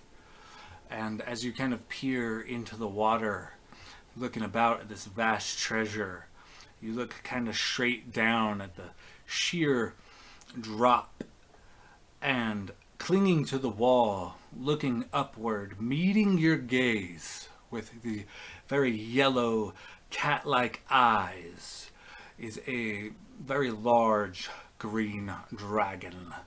And as its gaze meets your own, you hear a rumble through the cave, and it screeches, I will pick your bones clean, elf." And then an explosion happens over the water, and a giant green dragon bursts free from it. Everybody roll initiative.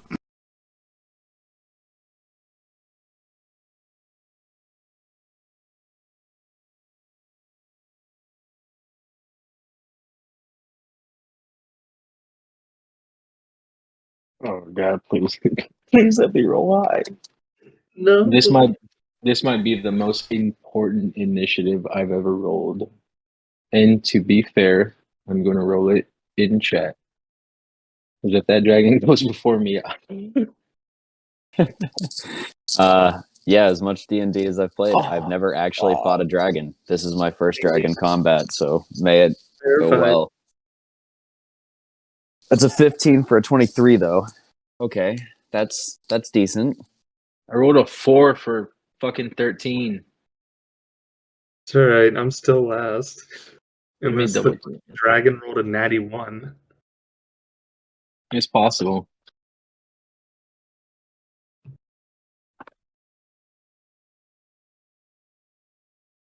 Yeah, nice little spread there.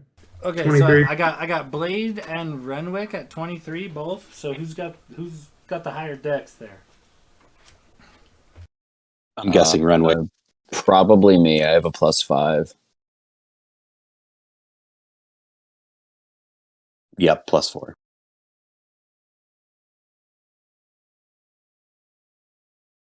Then we're looking at 17 for Locris, followed by a 13 for Logos, and a 7 for Bladier. I feel like I'm the Active Johnson of the group from Critical Role. Always rolling shit.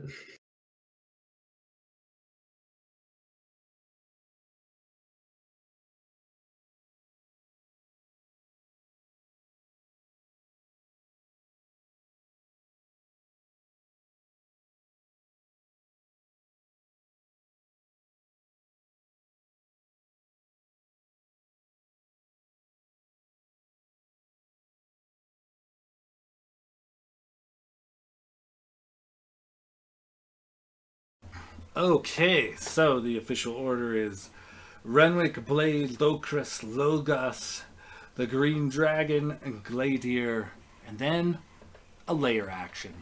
Yeah, that was the initiative for the dragon.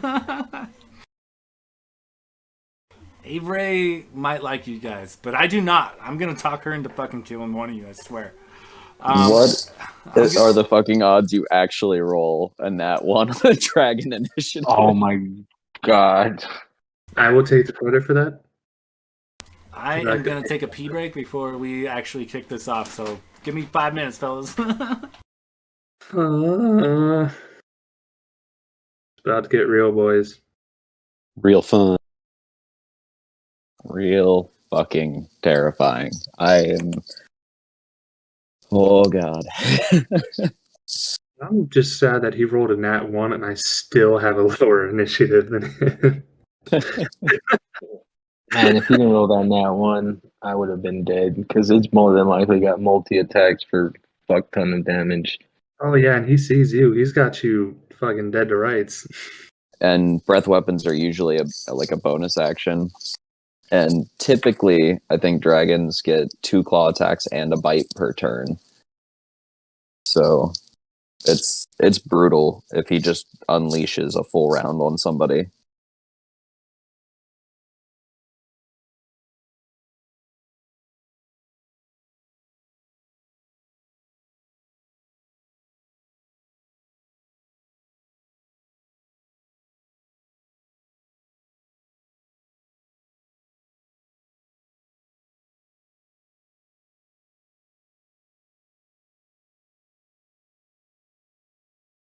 The good thing I have is that with those mobile boots, that if I once I attack it, hit or miss, I don't provoke opportunity attacks from that creature. So all I gotta do is smack it and then run away.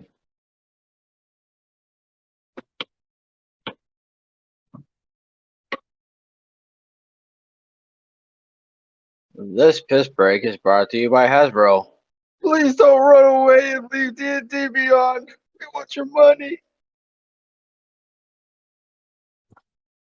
They did you see all those people mass canceling their D&D Beyond subscriptions? And I'm like, I'm all for the cause, but like I got all my shit in here and I don't feel like transferring it anywhere else. That's kind of where I'm at. Like I have so many characters and campaigns and shit built out in this. Like they're still gonna get at the very least, I might cancel my subscription and just keep using D&D Beyond. But I'll probably still keep my bullshit subscription. I can't just do 6 characters. I treat this like my boycott of the World Cup. I wasn't going to do it anyway, so I'm participating. You boycotted the World Cup? Why? Because of all those workers that died building that stadium? Or what? The workers that died, the way Qatar is, fucking, hey, come here, we're happy and accommodating. And then they get it. No, we're not. We're going to screw everything over.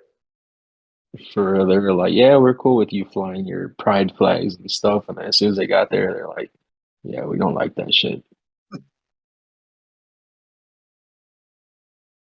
That's dirty money, man. The World Cup, Qatari. Well, FIFA is dirty. They take their cash and run. They don't give a damn what you say. Mostly because, they're still making money. It's the most popular sport in the world for a reason. That reminds me of a Daniel Tosh joke. He goes, of course it's the most popular sport in the world. So many places you have to run around for 90 minutes just to get tired enough to fall asleep. I remember that.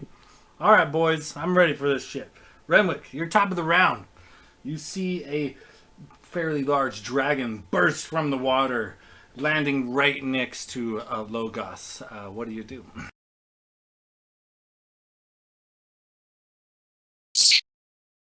Has the dragon seen me yet? Do I have a clear view of the dragon from where I'm at?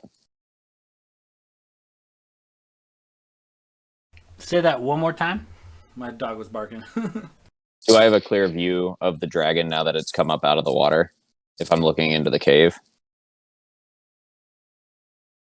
Oh yeah, for sure. Dude. Let me.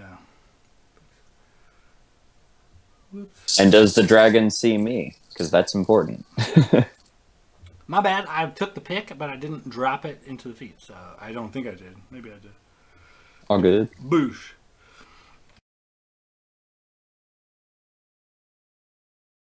The dragon is, about 10 feet by 10 feet in length with another 10 feet of a tail behind it. So that's the representation. Okay.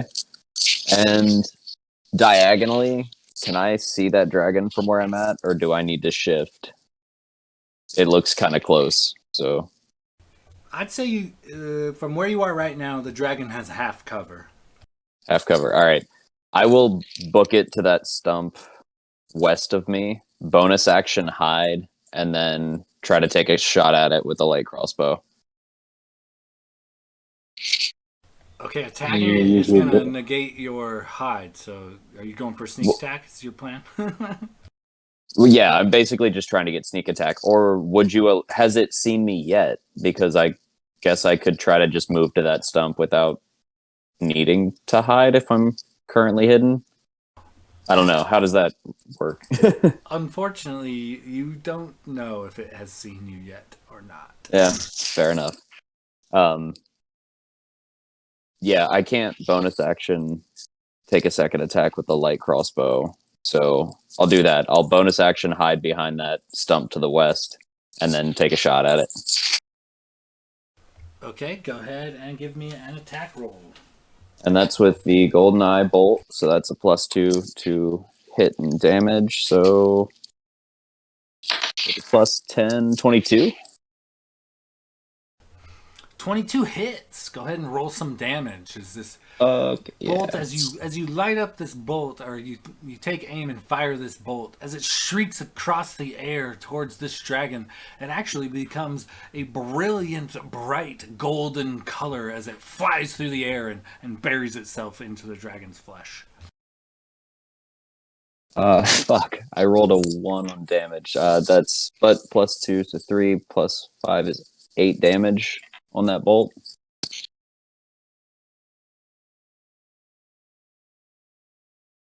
Okay. And I think that'll be my turn. All right. Moving on down. Blade. You are up. You only did 8 damage even with your sneak attack. Oh, did I get sneak attack on that? I'm sorry. I forgot to ask because you said I didn't know if it could see me. Your stealth roll was 16, correct? Initially, but I would have bonus action stealth that turn. Okay, and also rolled a 16. 16's not going to do it, unfortunately. Yeah, Well, so just a what straight, did but I you- rolled a 1 on the damage die, so. Wouldn't you have advantage because it's in melee range with Logos? Oh, yes, actually. You are So correct. advantage on the roll. Good caller. You might want to roll out the second attack. Maybe you crit or something. No, it was a 25. I mean, it still hit, but it would have been same damage. Hit's a hit. So, no worries. Okay, moving on. Unless, what was your new hide check, Renwick? Also a 16. Oh, okay, that's right. But Okay. remember, you would get the sneak attack because you have advantage because I'm in melee with it. Yeah, I mean, technically, he's in melee, so go ahead and roll Okay. out some Yeah, sneak sorry. attack. I'm still learning how fucking sneak attack works because it's weird. My swashbuckler class adds even more weird situations that sneak attack applies, and it's hard to keep track of. With sneak attack, that's a 6, a 5, and a 4. 15 damage on top of that 8, so 23 total. Nice. Yeah.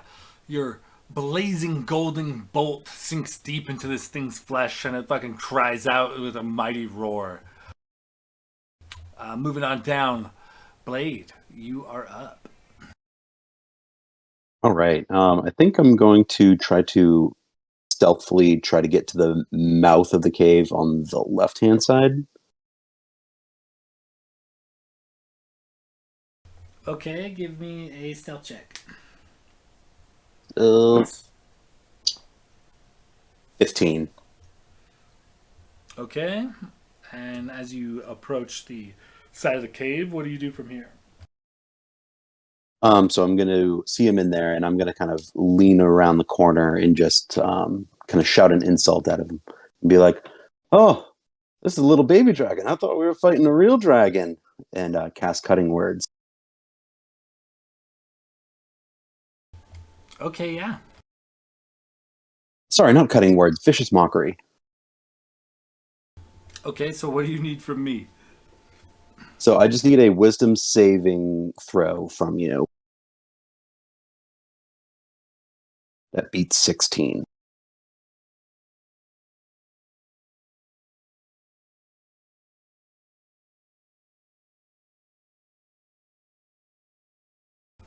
He fails. Okay, so that being said, he's going to take 1d4 psychic damage, which is a 4. Which is awesome. And he also has disadvantage on the next attack roll it makes before the end of its next turn. Okay. And as a bonus action, I'm going to cast Bardic Inspiration onto Logos. And he's going to kind of pull out his lute and kind of lightly play just a little tune and just be kind of sing to Logos This dragon claims that he's going to pick your bones clean, but he's about to get something his birds haven't even seen. That's good. Oh, nice. Was that a D6, D8? D8 now. Okay, very nice. And that'll end me. Okay, moving on down. Locris, you are up. You see, you definitely saw Renwick's blazing arrow streak through the fog and strike this beast, and you hear the snarling and splashing about of water. Locris is going to look around the corner into the cave, see the dragon. Think, oh shit.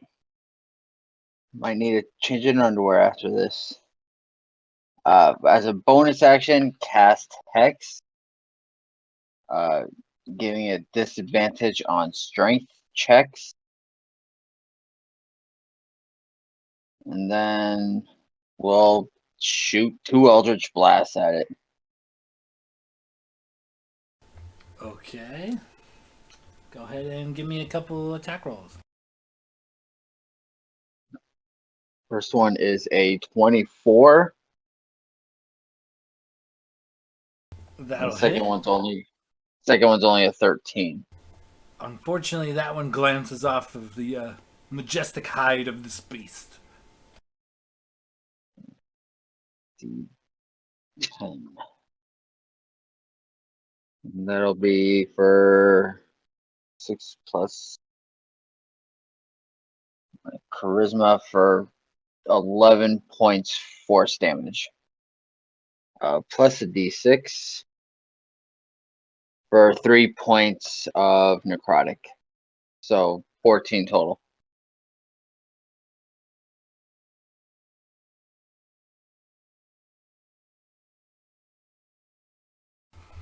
Okay. And anything else? Then I'll duck back behind around the corner.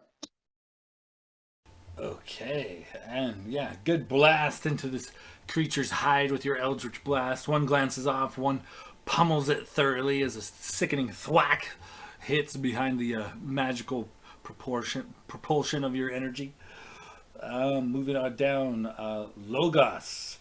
You find yourself right next to this beast as a couple of your allies have already began their assault, but make no mistake, its eyes are solely fixed upon you. I'm gonna attack. I'm gonna use my first attack to just do an unarmed melee strike. Maybe do like a spinning kick. And that's a 18 to hit.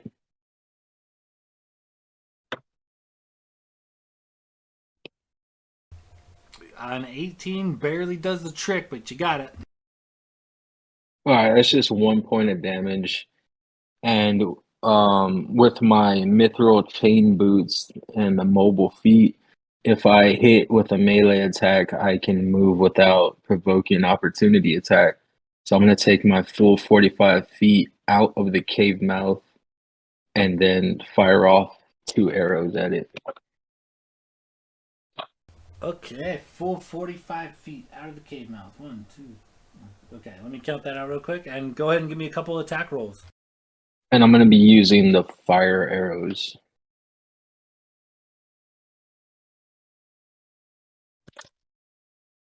That is a 19 to hit.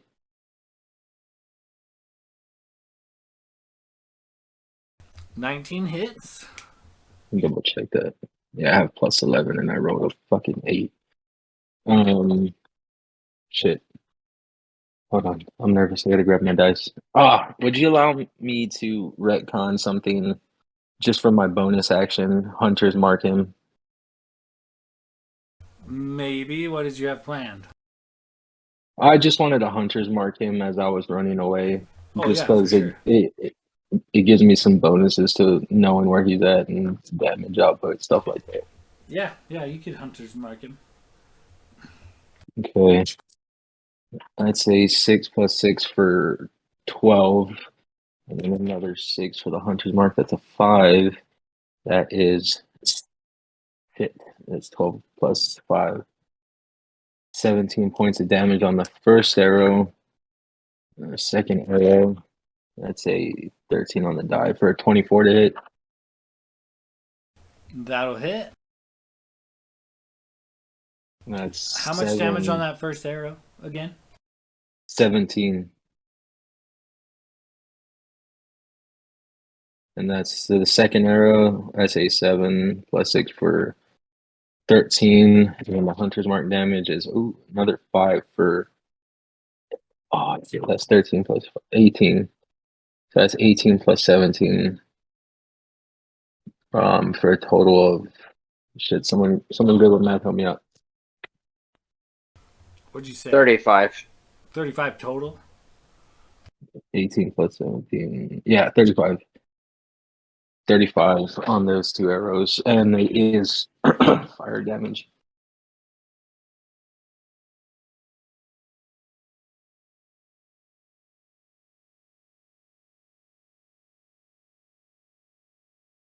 Okay, yeah. You send some flaming arrows. You flee rather quickly after giving him a quick boot to the side, and flee out of his clutches, even though he didn't have time to snatch you or snap at you as you fled.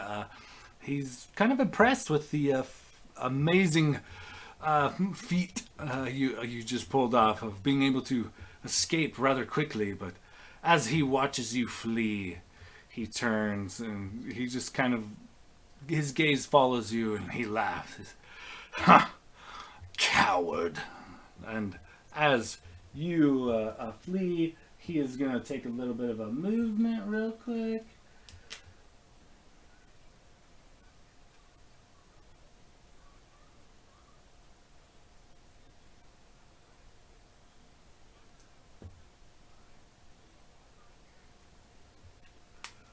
Okay.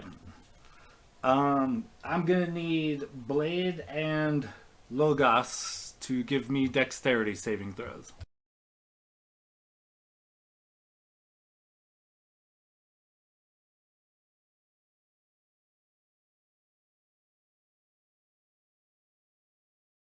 Thirty is a fuck. That's not that good. 16.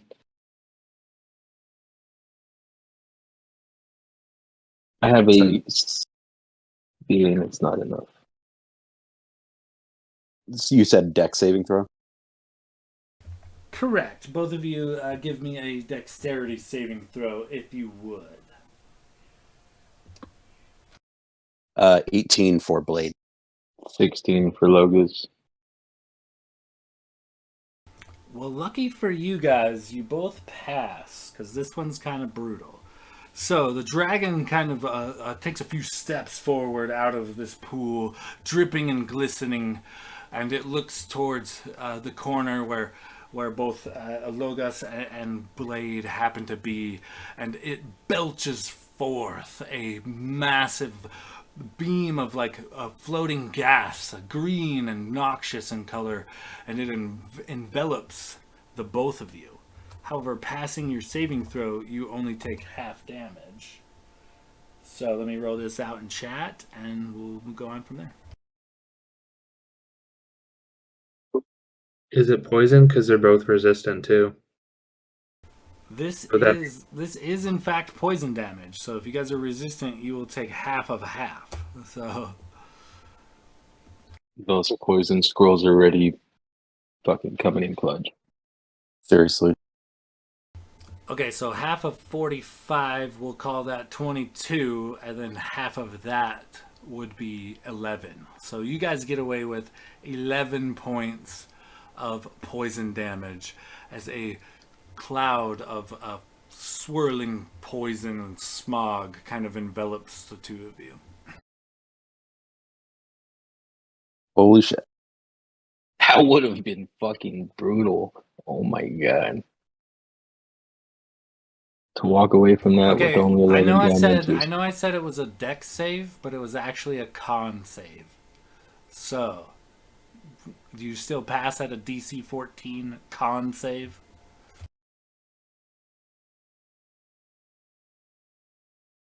No, I don't. The only reason I rolled an 8 on the die with +8 deck, so that would only be a 9 for me. So you actually take 22 instead of 11 then. I rolled an 11 with a +3, so 14 exactly. You're fine. Yours stands.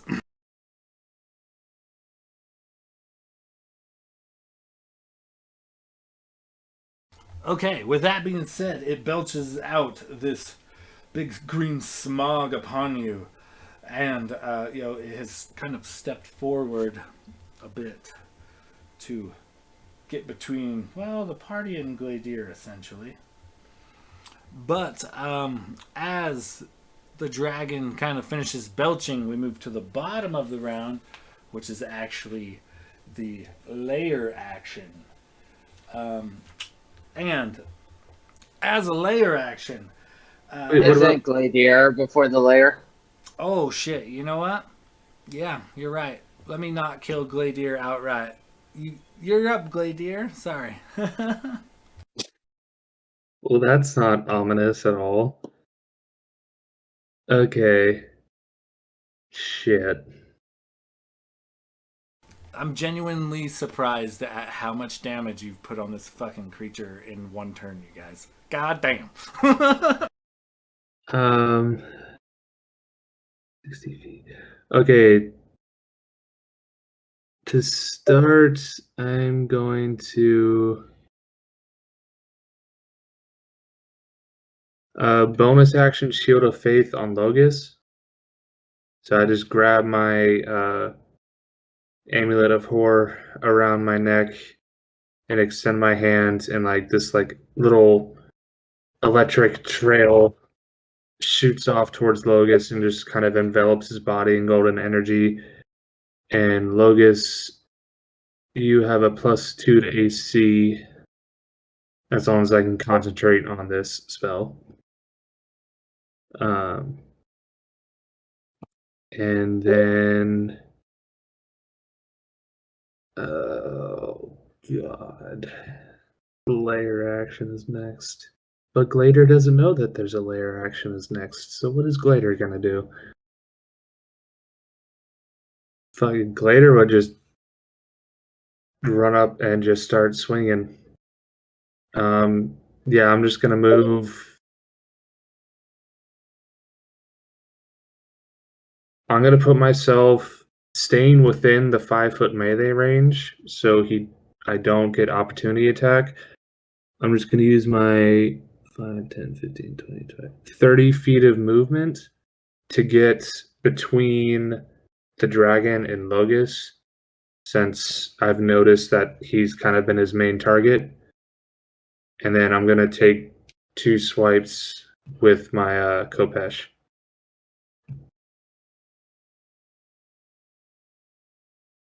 Okay, did you want to be, you want to kind of get between him and Logus then? And Yeah, still within the foot melee range, but just kind of like on the I got you. the left side corner of that little block.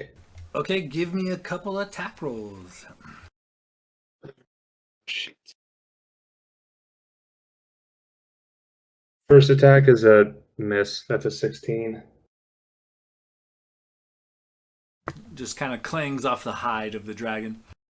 Second is a 24, though. That'll hit. All right, so it's a 1d8 plus 5. Shit, only 7 damage for that one. Yeah, and that's my movement, bonus action. Yeah, that's all I can do. Okay, so as going to the bottom of the round, the dragon kind of sees Logus flee, and he chuckles and calls him a coward, and kind of saunters over and unleashes his breath weapon. Gladier moves into action, jumping between Logus and the dragon, taking a couple blows himself, and unnaturally, quickly and with some sort of forceful magic, Blade, Logos, Locris, Renwick, you are all looking at Gladier doing some toe-to-toe combat with this massive dragon as a giant thick wall of thorns covers the entire entrance of the cave, and you can no longer see nor hear Gladir nor this dragon. No. A private setting. Well, Perfect. Renwick, should we go find your father?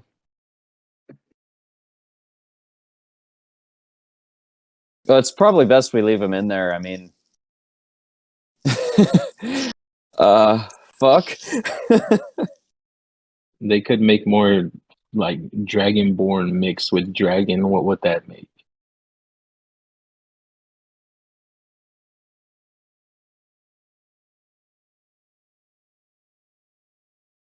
Okay, coming in at the top of the round, I'm going to drop a new battle map. And we are looking at Renwick at the top. What do? There is a substantially thick wall of thorns that have just erupted around the cave mouth, blocking you out and Gladir in. Oof.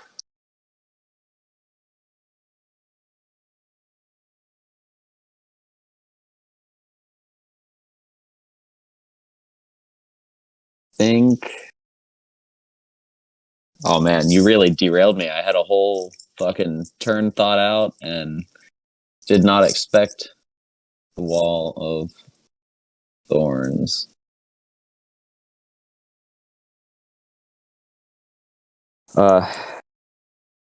He's gonna take out a torch, strike it, and attempt to burn that wall of thorns away.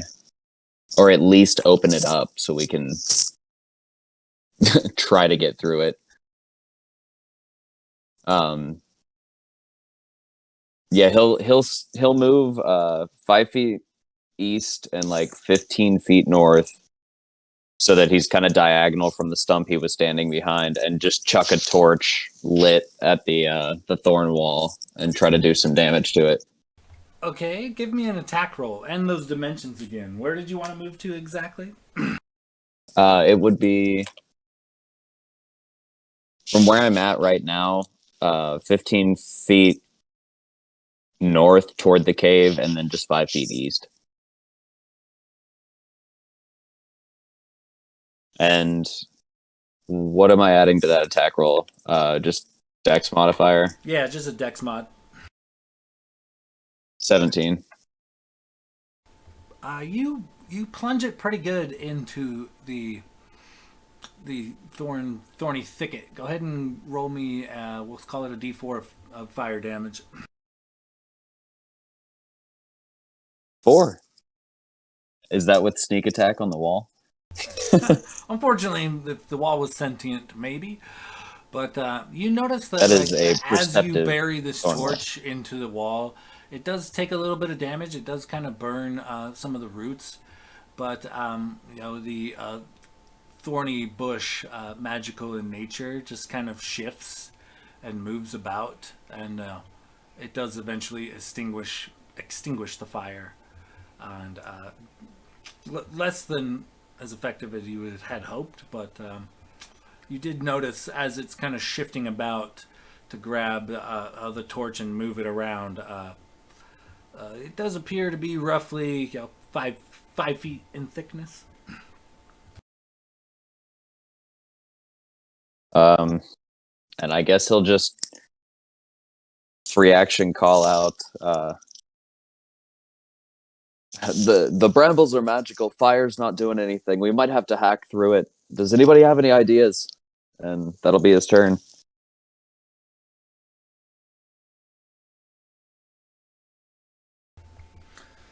Okay. Well, I guess we're going to have to move on down to Blade. You're up. What are you doing? You went from watching Gladir go toe-to-toe bravely with the dragon to a massive wall of thorns keeping you away from your comrade. So after seeing Renwick throw his torch and kind of seeing that it was resistant to fire, I think I'm going to, or I know I'm going to, cast Shatter on that wall. It's a 10-foot radius on it, so I just kind of want to place it in the center if I could, like not striking anyone. Yeah, could you read me the language of the spell real quick? Yep, absolutely. Shatter right here.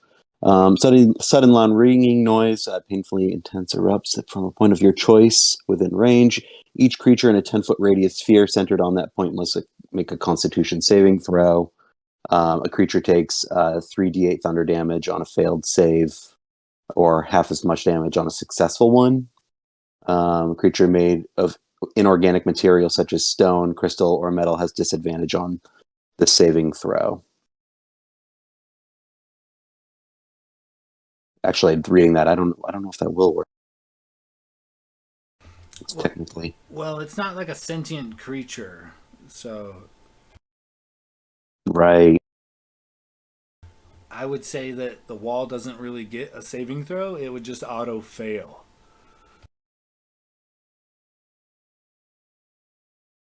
Okay. Because wall, it's a wall. It can't do anything to defend itself. It's a Right. wall. So yeah, go ahead and roll it out. Roll out some damage.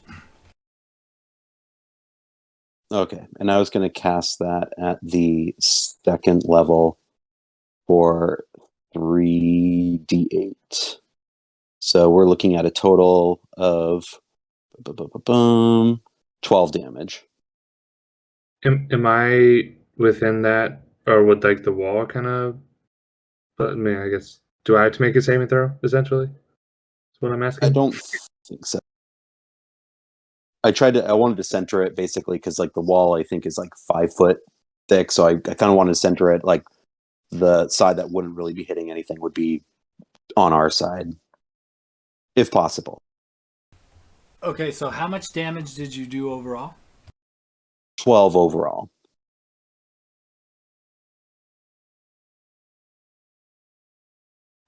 Okay, so with tell me how your shatter spell would kind of describe to me how this magic comes forth from you. So kind of seeing, well, he still has his loot out, of course, and he's just going to kind of like focus on, the wall and just take one like good strum on his loot, like with his thumb, just one downstroke down. You don't hear anything, and then just out of nowhere, like a large or loud ringing sound just emits from the wall and just nails it.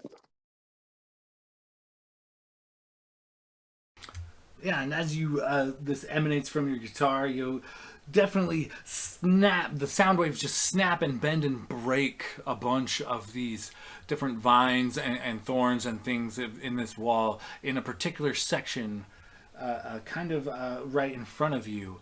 You have definitely thinned it out substantially. You can now see, though still kind of obscured, there are still several roots and branches blocking you from progressing through the wall entirely.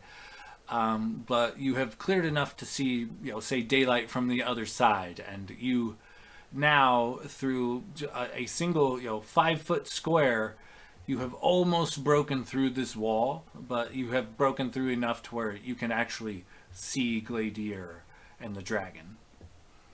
But it is a very, you're not quite all the way through the wall, but you've broken it enough to make visual on the other side. But only in a 5 foot square, pretty much straight in front of Logos on the map. Okay. So I do have eyes on Gladier. Correct. And so that's a touch spell, correct? The which one? Oh, Shatter? Yeah, is Shatter touch, or you can do that from a distance? 60 feet. Okay, I think it's 60. Okay, yeah. 60 or So 30. you did. So yeah, the map is accurate, but about 5 feet or a 5 foot section of the wall in front of Logos has now been thinned away. You can actually see into the cave. Perfect. So would I be able to see Gladiator and cast Bardic Inspiration on him? Am I close enough to be able to do that? Yeah, that'll work. Okay, so I'm going to go ahead and cast Bardic Inspiration on Gladiator, and I'm just going to yell out, "From behind these thorns, your heroes are born." And yeah, that's it. That's all I got. Not nearly as good as the last one, but I'm trying.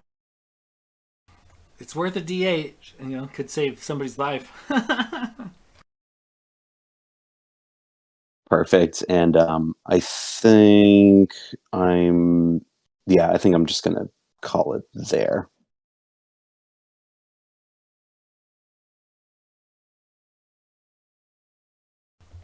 Okay, so moving on down from Blade. Locris, you are up. What do you do? Seeing the small gap that Blade has made, I'm going to run over by them. I'm going to take 2 Eldritch Blasts at those brambles where he's already got a hole going.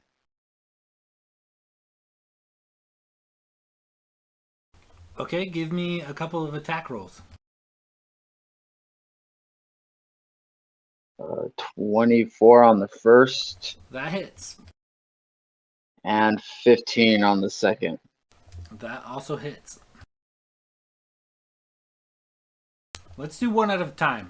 Instead of rolling both. Let's just say the first one. So roll out damage for number 1. Well, they both blasts come out at the same time regardless. Okay, never mind. Roll damage for both. So that's 6 for the first and 13 for the second. Or 12 for the second.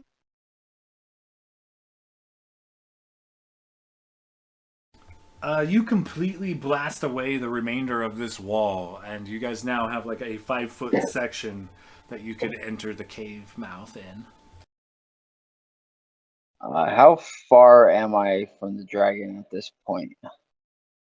I will send an updated pic right now. Let me snap this picture. Skadoosh. Am I within 30 feet or? I think so, yeah. Let's see here. About 20 feet if you go straight through a wall. Alright, I'm going to cast Hexblade Curse on the dragon. Okay, does that require line of sight? Yes. Okay, so you still have a little bit of movement, but you will have to move into the room, or at least to the door that you have just created to see the dragon. My goal is to run into the room. Okay, so we'll take the rest of your movement, and you can get 5 feet into the room. All right, now what? That ends it. That's action, bonus, and movement. Okay, moving on down from Locris. Logos, you are up. I'll send a real quick updated map.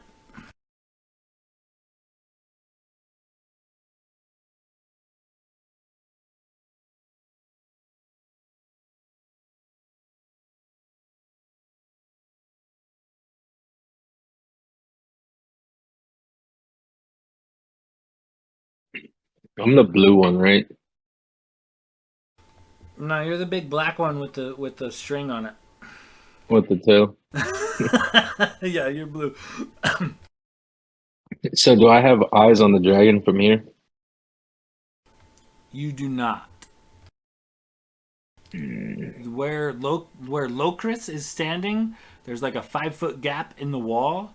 You would have to move at least to the 5-foot gap to see the dragon.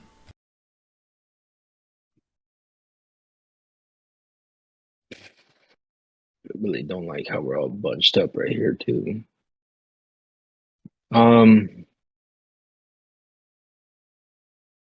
I guess I'm going to move into the cave off to the left. Full 45 feet. Okay, so you're going full 45 feet into the cave and off to the left? Yeah, like away from the dragon and locust and gladier.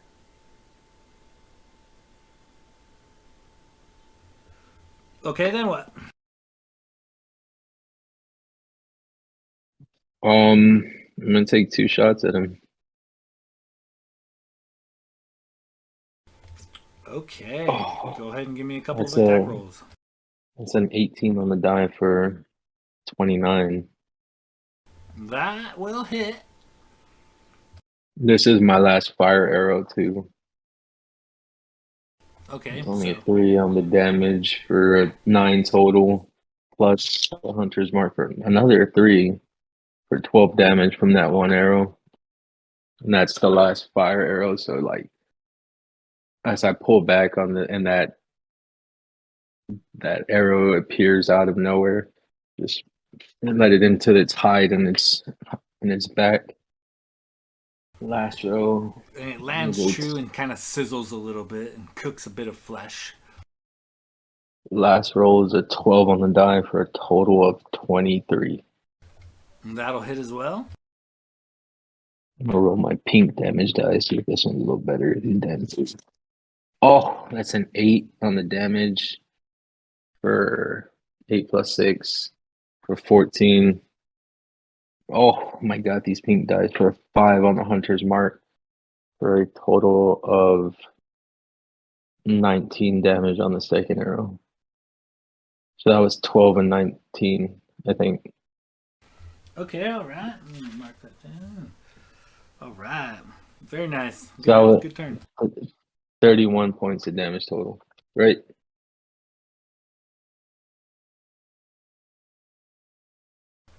Yeah, I'm pretty sure. Let's see here. I'm kind of doing it as you gave it to me. So what? Yeah, it came out. So do you have a bonus action left, or does since you already hunter's marked, do you do anything with your bonus action? No, I can only do hunter's mark and 2-weapon fighting. So that's my turn. All right, moving on down from Logos. It is the dragon, and I'm gonna roll this in chat. On a 5 or a 6, its breath weapon returns. So roll a d6. Sorry, fellas. I'm gonna need Gladier and Locris to go ahead and give me some Constitution saving throws. Gladiator, you do have inspiration, just as a reminder. Yes, I definitely keeping that in case we might need it. Yep, I'm gonna 19 for Locris. use my inspiration. Fuck me. 12, even with inspiration, because my dice hate me. So Locris, you pass and take half damage, which comes out to 23. Gladier, you take full damage, which comes out to 46. But I believe you both have resistance. So, right? Am I wrong? No, I I only have the antitoxin. I did the spell scroll of protection from poison, so I have advantage on that roll. Shit, I should have saved my inspiration. I forgot I had. We'll roll again real quick because it's the difference between a fuck ton of damage or not. I thought the spell scrolls were only poison resistant spells. Were they poison resistance or protection from poison, DM? It was poison resistance, so if you would take half damage in this case. Sorry, I got them mixed up. So yeah, so half damage. Dude, I was gonna say like, damn, I took because I would have had advantage too. Okay. So I'm you take confused about 23, and Locris, you passed, so you take 23. still really sucks. As another just wave of smog erupts from this creature's maw, and it kind of just covers the two of you. However, it doesn't take any movement. Gladier, you're up.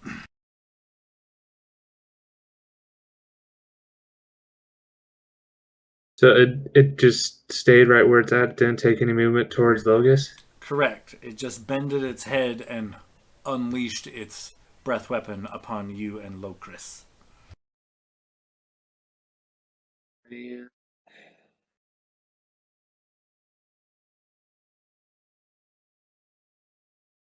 I saw Logus take a lot of damage, right? Like You I see him take potentially damage from the weapon earlier. who? Locris or Logan. Logos?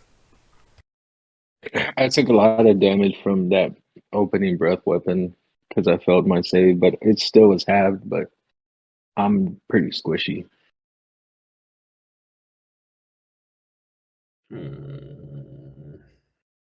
Shit. You still have Shield of Faith. God.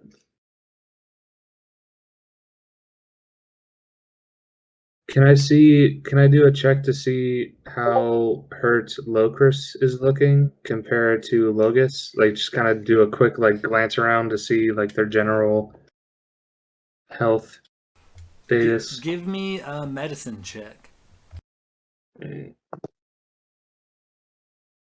That's not good at all. I'm gonna start rolling Avery. Whatever. Medicine, that's a 7. They both look like they've seen better days. Alright. Shit, I'll take some stuff.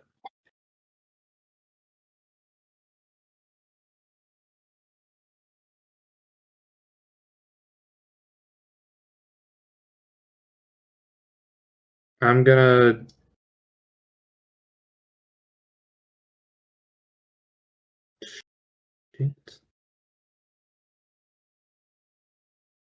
bonus action, healing word, first level against or for Logus. It's only 3 points of healing. Sorry. What? Then I'm gonna channel divinity as my action and use sacred weapon. So I just toss out, just look at Logus and just survive. And then look back at the dragon and slam my Kopesh against my shield in a bright golden, the typical energy from Logus's, or sorry, Glader's divine magic of like electric golden energy spreads across my sword, and just it's glowing like a brilliant golden color, even more so than it's already golden metal. And then how close am I to Logus or Locris? You're 5 feet away. One step is all he is away from you. But if I moved, I'd take an opportunity. Probably. Well, they might have a 10-foot range, so maybe I'm still within this melee. I'm gonna take a risk and move so I'm like right next to Locris. Just kind of stands, just 1 foot, one space to the left. So I'm standing right in front of Locris, or like right next to Locris. And then I'll end my turn.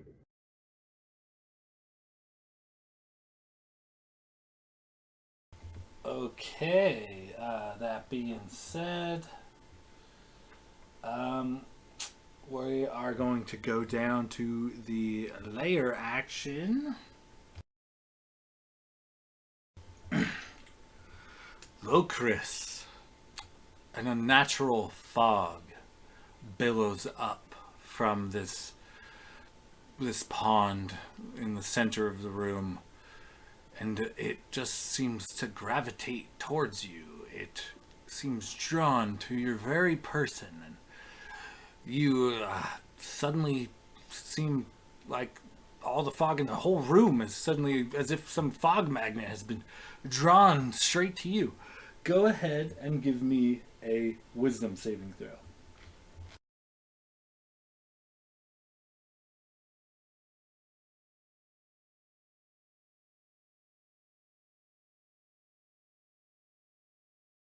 On. A nat 20 plus 4 for 24.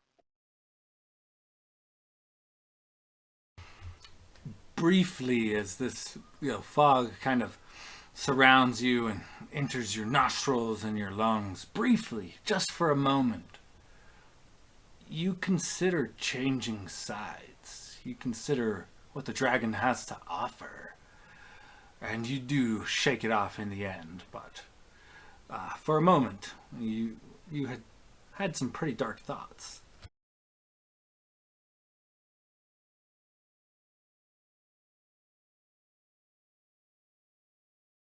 All right, so that being the bottom of the round, we are going back up to the top of the round. Renwick, you are up.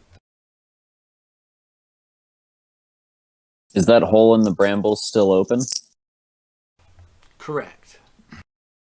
Perfect. And with that hole in the brambles, would you say that with 50 feet of movement, I could get in melee with it? Oh, for sure. Let's see. 5, 10, 15, 20, 25, 30. About 30 feet is all it would take. Okay, so I want to get in melee, but I want to assure that none of my allies are within 5 feet of me. So I guess I would be further in, probably closer to like the dragon's, I guess, thigh area. But I'm going to bonus action dash with my movement to do so. Okay, yeah. You dip through the bramble wall, the hole that has been created, and you travel along it to get to the opposite front flank of the dragon compared to where Locris and Gladier were. And I imagine as he's like running in and he's running past everybody, he like puts the light crossbow around on his back and whips out his rapier. And he's just like, "Excuse me, pardon me," as he's making his way through all of his allies, and just runs up and takes a swipe at this thing, and I guess tries to maybe hit its underbelly. Okay, great. Give me a couple of attack rolls. And I think it's just one attack roll because I bonus action dashed, and I only have one attack right now. But that's a 24 to hit with a natty 15. That'll do it. Go ahead and roll out some damage. And that is going to be sneak attack because I am in melee with no ally within 5 feet of me. So that is 2 plus 6, 8 damage, and then sneak attack is 6, 5, 4 again. So 15, 8, 23 with the rapier. Nice. Slashing damage. 23. All right. Nicely done. And that's my turn.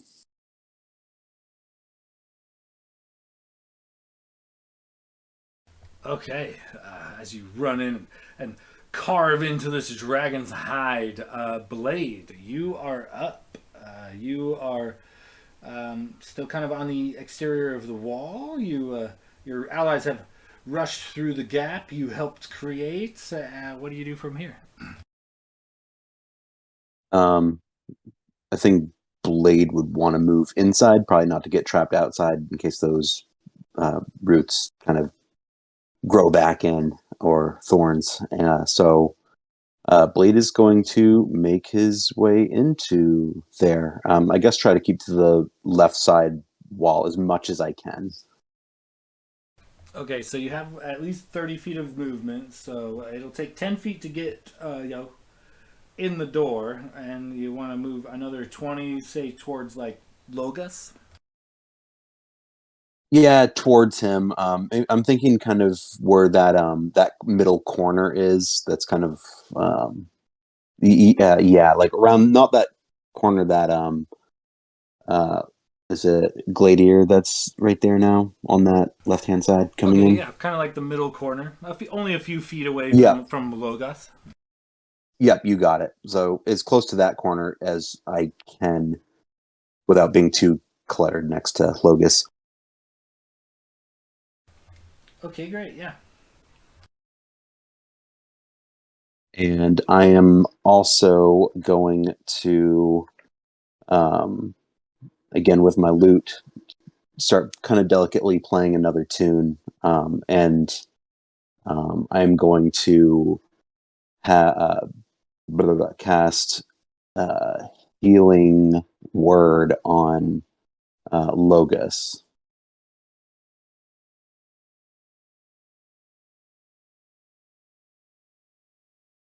At the second level.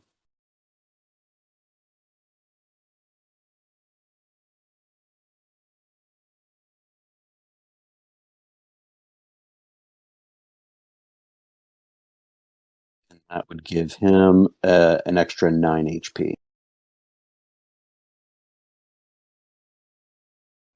All right, nicely done. 9 HP to Logos. What's the word? What's the healing word? How does it manifest? So kind of like as he was playing, just gonna kind of see. I mean, he's gonna hear it obviously, but it's gonna be kind of like an invisible wave coming through. It's almost like it's like making because there's fog on the floor, if I remember correctly. So like it kind of parts the fog and kind of makes its way. You don't really see it; it's invisible, but you can see something heading to him, and you can't really tell what, but. Nice. His wounds slowly close, or at least a few of them. And I think as a bonus action, I am going to give inspiration to Locris.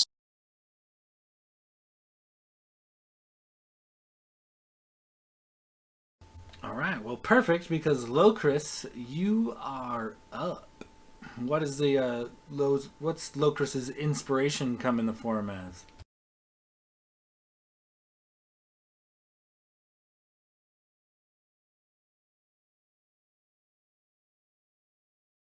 Oh That boy. question, truly. Playing Dragon Force on his lute. Pretty much. Just a very aggressive making eye contact or trying to at least make eye contact with Locris, but just kind of doing some more heavy picking, maybe like alternate picking techniques, just kind of going up and down the neck on the lute.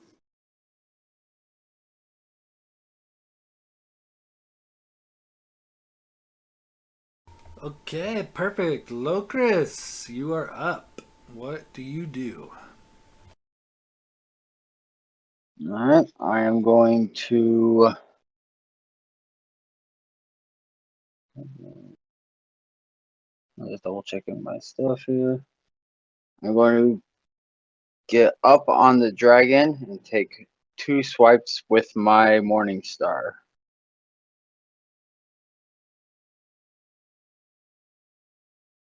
Okay, yeah, you take about 10 feet of movement or so to step up to the dragon. Go ahead and give me a couple of attack rolls. The first one is a 18 plus 9, 23. 23 hits. The second one is 25.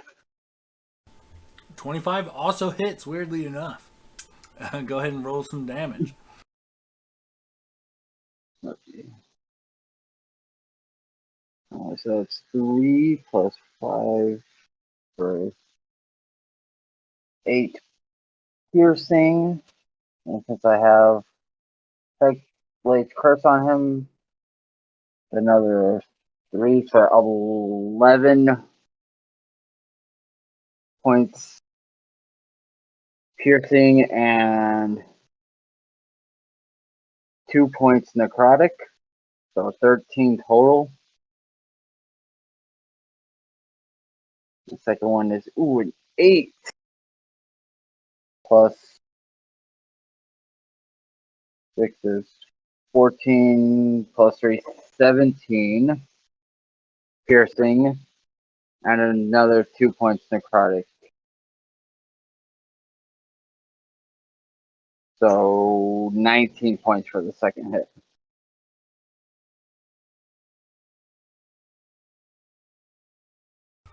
Well done, as you just kind of run in and bash a couple of times with your Moaning Star. It finds purchase, and you hear a sickening thud, a sickening crunch, and a bit of a splatter as blood flies out from beneath a pile of scales on this dragon. You definitely found some good purchase with your strikes.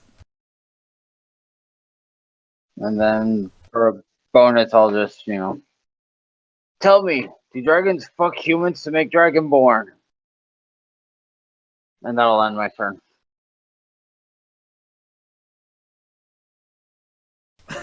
Okay. Going down to Logos, you are up. The giant dragon kind of pulls you aside and sits you down for an ale and tries to explain the anatomy of ancient dragons versus dragonborn. But yeah, no, I'm just kidding. So you are off of the corner, and it looks to be like Locris and Renwick, as well as Gladier, are all within melee range of this dragon. Well, what do you do? I'm just gonna fire off 2 more shots. Okay, great. Give me a couple of attack rolls. Oh, man, I think that's the first time I've missed. It's 3 plus 11 for 14. You still have inspiration? Oh shit! I do still have inspiration. What is that? A D8? 1d8. Come on, baby, give me a 3 or higher. There you go. Come on. A 4, I'll take it. Nice. So That'll that's- hit. Okay, so that hit. Okay. So 7 plus 6 for 13. And then the 6 on only 1, so that's 14 points of damage on the first arrow. And then a 10 on the die for 21 total.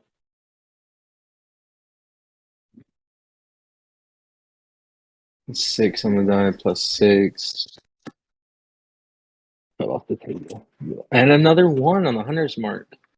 So that's 14 on the first one, 13 on the second one, for a total of 27.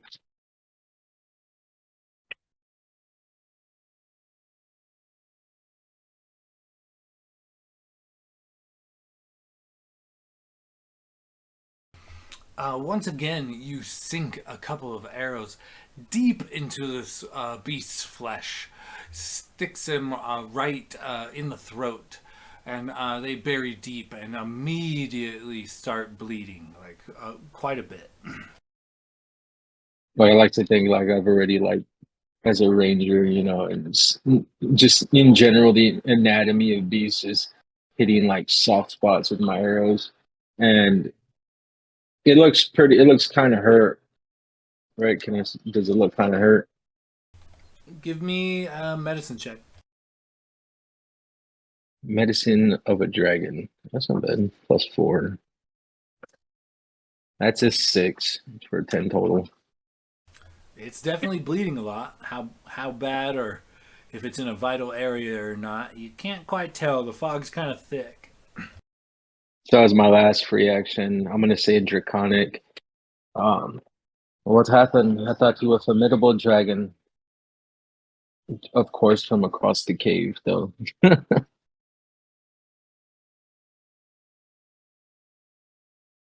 Okay, so moving on down. That is the dragon. I'm gonna go ahead and roll this in chat.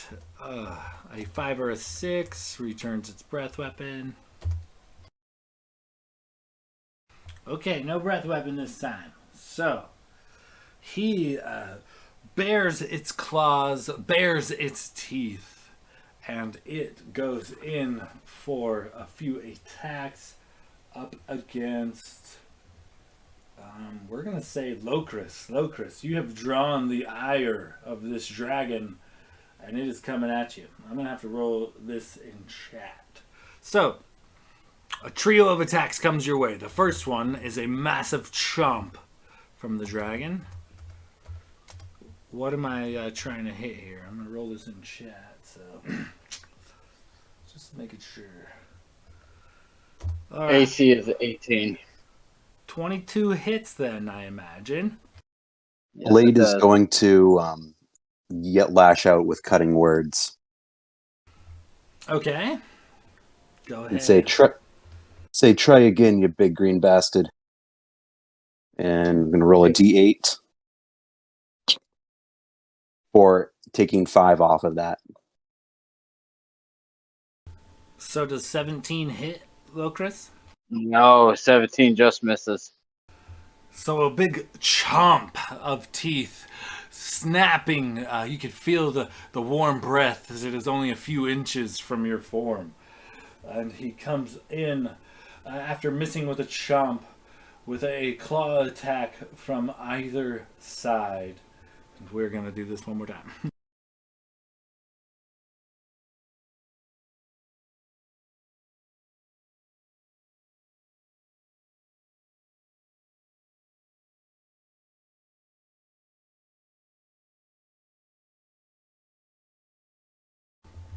Well, you are. So Avery likes you today, my friend. So, a chomp and a couple of claws narrowly miss you, Locris, taking large chunks of stone out of the ground as the claws pound into it. The dragon's yellowish eyes narrow in on you. And that is his turn for now. I believe we're going to Gladier. Oh, right. So, all right, I actually got my turn planned out ahead of time for once. I'm gonna bonus action, try and chug a potion of greater healing. So it's 44 plus 4.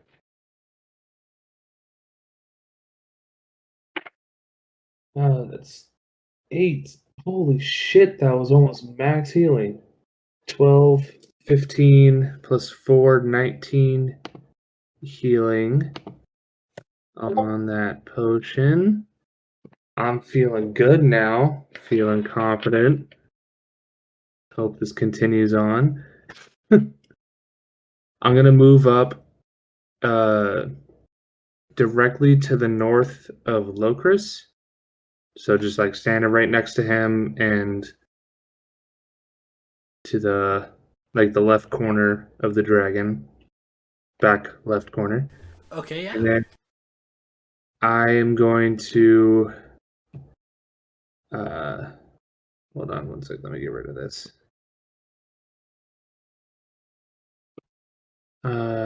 Take 2 swipes with my Kopesh. I currently have Sacred Weapon, my Channel Divinity activated, so I get a +3 to attack rolls. And I'm also going to burn 2 Divine Smites. So Divine Smite, when you hit with a melee weapon attack, you can expend 1 spell slot to deal 2d8 extra radiant damage to the target. So for every hit, if I hit both of those, I deal an extra 48 radiant damage. So right, I'm gonna. Right. You can wait to hit to use that power. You don't have to call it before, so that way you don't waste it. So if you do hit, then you can utilize a smite if you want, or whatever it is. Yeah. All right. So first swing with Michael Pesh. That is a 19 to hit. 19 hits. All right. So I'll do the damage for that first. So that I'm gonna burn a Divine Smite for that one. So just a first level spell slot. So that is 1d8 plus 5. So that's 7 damage plus 2d8 radiant damage. So 7 plus 7 is 14. So 14 for the first strike.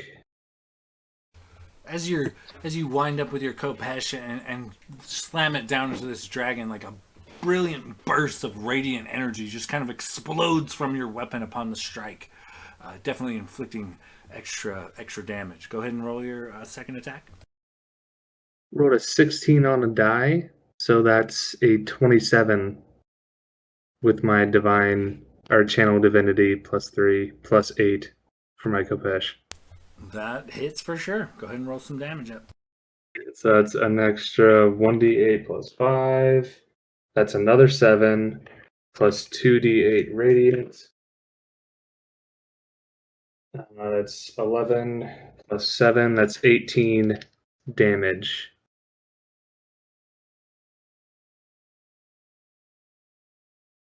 On the second hit. All right, great. Yeah, the first one explodes with radiant energy. The second one finds equal purchase. A large splatter of dragon blood comes back at you for your efforts. All right. I think that's all I got. That was a bonus action movement. And I'm just going to stay right there, right next to Lokris, and my action.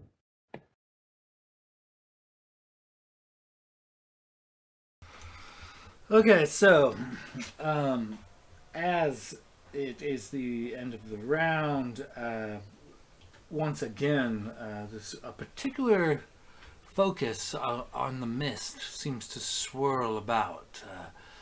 Renwick, you find yourself seeming to be like a magnet for all of the mist in the room.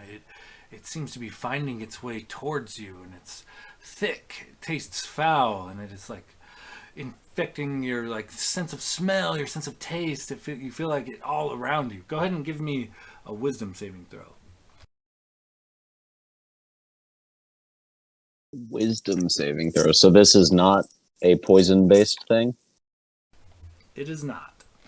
All right, fair enough. That's a flat roll. That's an 8.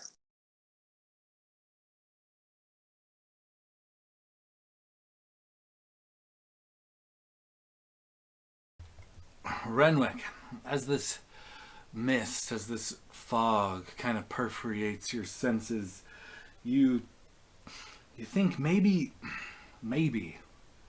you've got it all wrong. I mean, it's a dragon after all.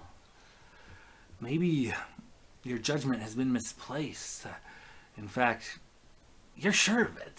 You have to stop this. You have to stop your friends from killing this dragon. This dragon is one of the greatest potential allies you guys could have ever had in any adventure. You have to try. You can't just kill this majestic beast. You have to stop your friends. For the sake of brevity and gameplay, you are now under the charm effect, Renwick.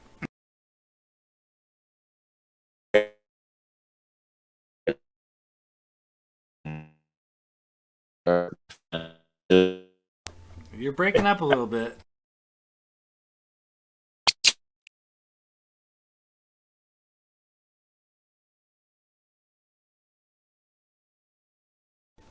Hold on a sec. Let me disconnect, reconnect myself.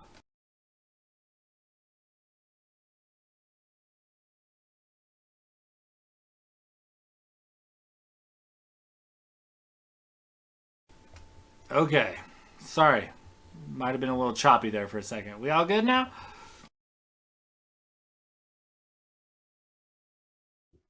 It all sounds good to me. Even Renwick's thing wasn't really breaking up on my end.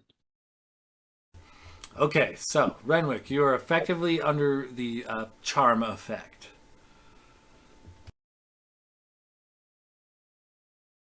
Can you guys hear me now? Loud and clear. Okay, cool. All right, so charm effect in this case, I don't want to hurt my friends. I just want to stop them from hurting the dragon, correct?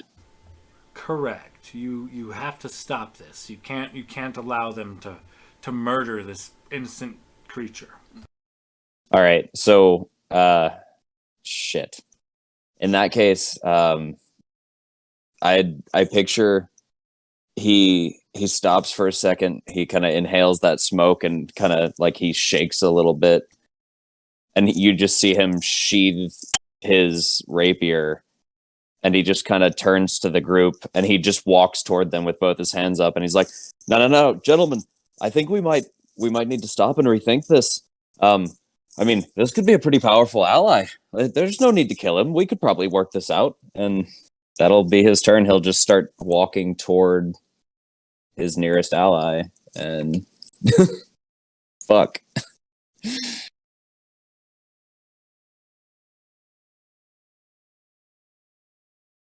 Okay, yeah, you walk with your hands up towards your nearest ally, and you try to convince them of their folly.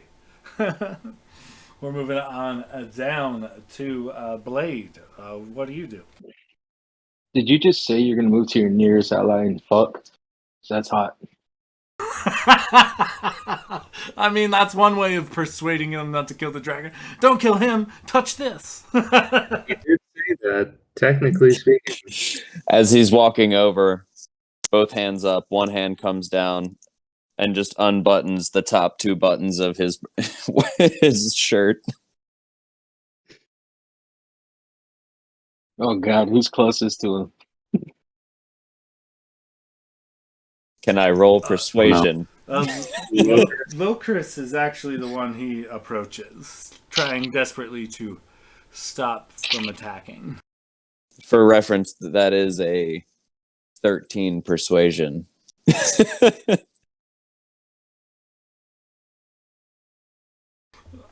Okay.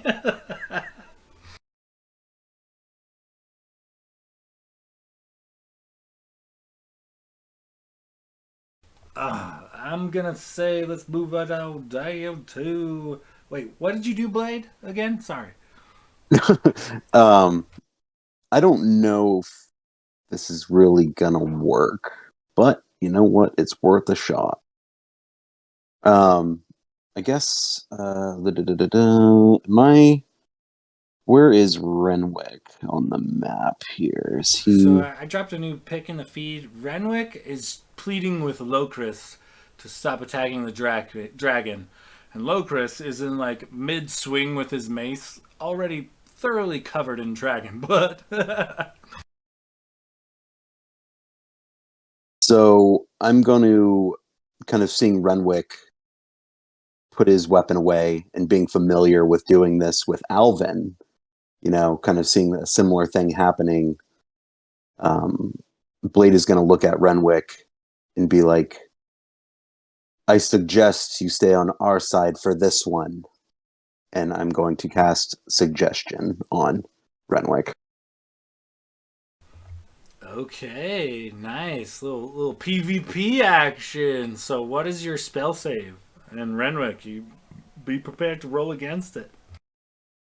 So he needs a DC 16 Wisdom saving throw. It was way less than that put him in this mess.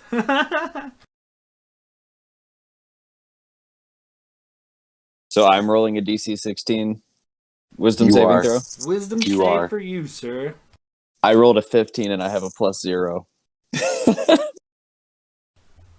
While your influence is strong enough to shrug off Blade's suggestion or the dragon's suggestion, you now find yourself compelled by Blade.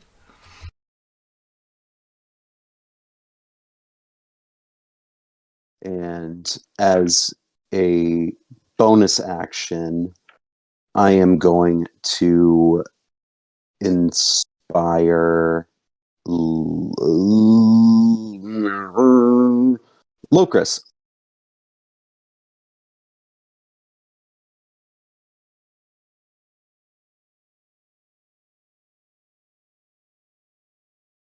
And I'm just going to kind of sing a little tune to him, just be like, "It is dark and scary and there's a dragon in here, but have no fear because we're going out there." That was really bad. It sounded better in my head. Still enough. Okay, Locris, you are up. Don't worry, man. Not every hit's a banger. Renwick catchy, too. runs to your side and is begging you, please, please don't kill the dragon. Yeah, as he comes up and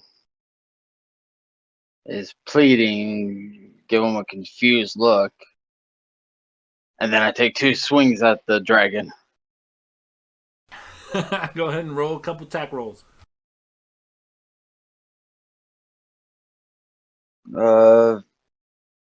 First one misses. And the second one misses. I'm just so creeped out. Renwick's just kind of fucking with you. It's throwing your game off, having one of your allies not be with the program. Is that with inspiration? Oh no, I didn't. You do have inspiration to add that to one of those. Oh, where's my D8? Using a different one. Ah, you go, good luck. So 14 was one of them, plus 5 for 19. 19 hits.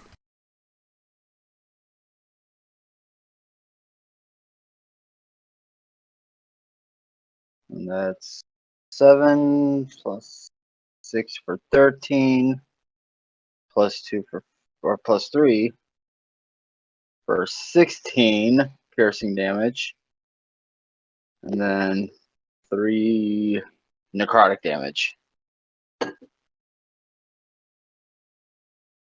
So what was the total?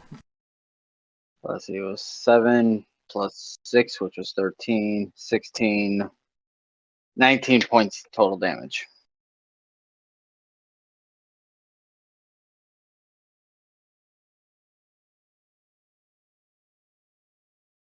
Once again, a couple of a successful thud and smack. You yields the crack of a dragon scale and a splatter of blood up into your face. And that will end my turn. Okay, moving on down. Logos, you are up.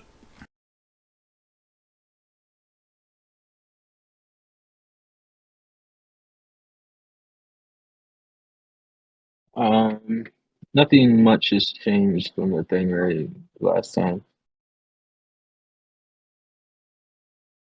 I'm sorry, say that again? No, I was just looking up for the last map, so we could. I want to make sure I didn't miss anything changing. But nothing changed as far as the last map I dropped. It's still the same. Just gonna keep laying into this thing 2 more attacks.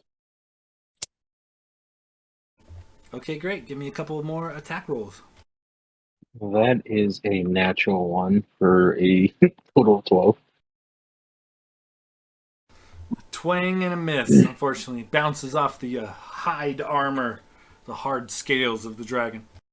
Well, the natural 1, do I have to roll to make sure I don't hit like one of my companions there? In 3.5, yes. In 3.5, if you shot at an enemy and you missed by more than 4, you had to roll to see if you hit your ally. Not so much in 5e though. I like to think like it kind of clangs next to whoever's closest, and they just kind of look back, and I'm like, sorry. Next attack. You're right. As Renwick is like pleading with Locris to not hurt the dragon, and as he comes out of his stupor, an arrow whizzes by his head and bounces right off of the right off the carapace. Yeah, that's what I was just distracted by his gyrating hips.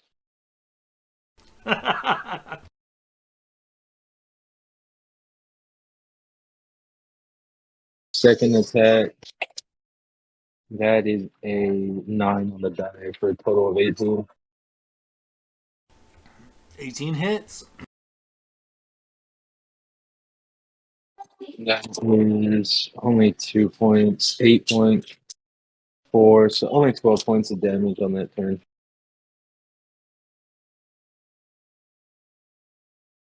Still, another arrow finds its mark and a little splurt of blood for recognition on the hit. Okay, Logos is going down to the dragon. Alright, I'm going to roll it in chat. On a 5 or a 6, it gets its breath weapon back. Sorry, fellas. Avery, shit don't like you guys too much, huh? Alright, so dragon is going to do a bit of moving.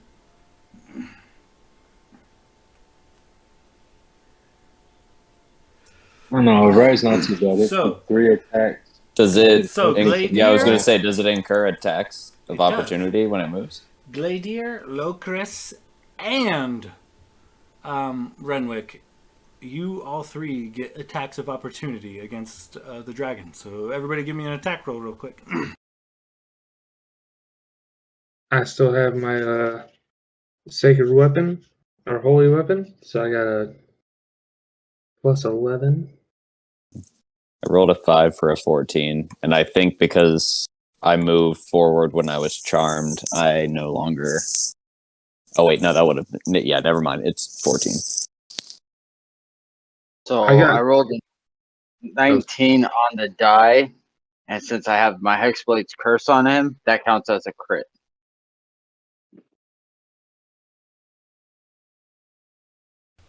I got cocky and rolled a natty 1, so I miss.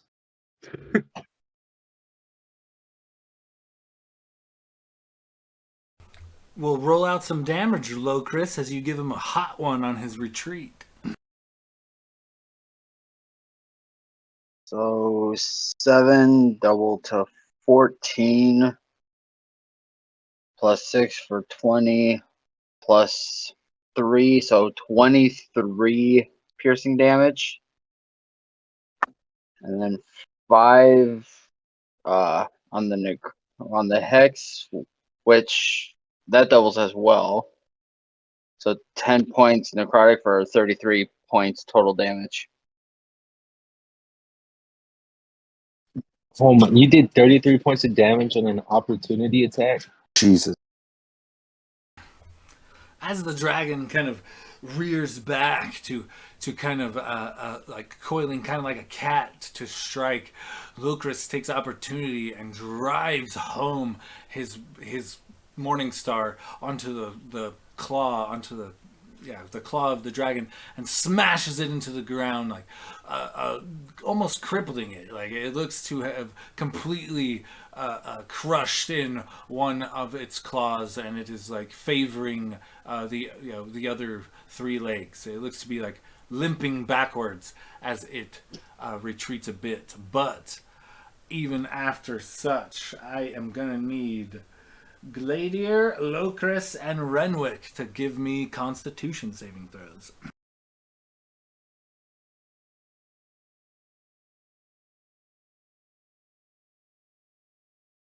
$16 for Renwick.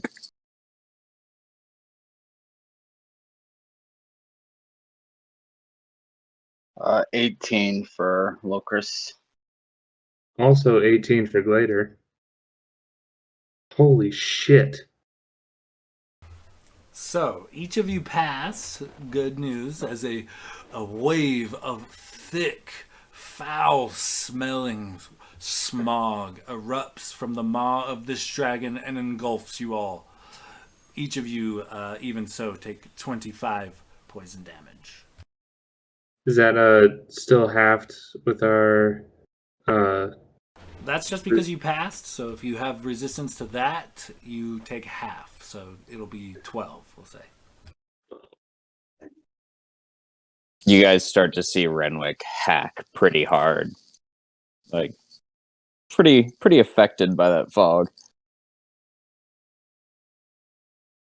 All right. Yeah, Locris ain't looking too happy either. All right, and as that goes down, we will go to Gladier. You are up. Oh, shit. Okay.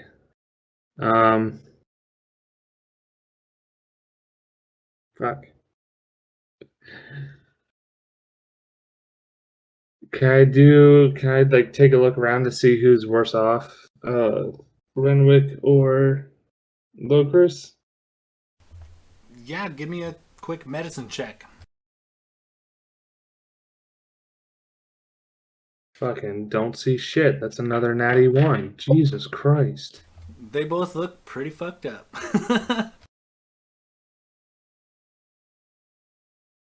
All right.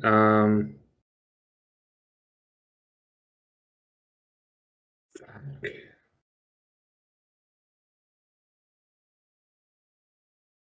Man.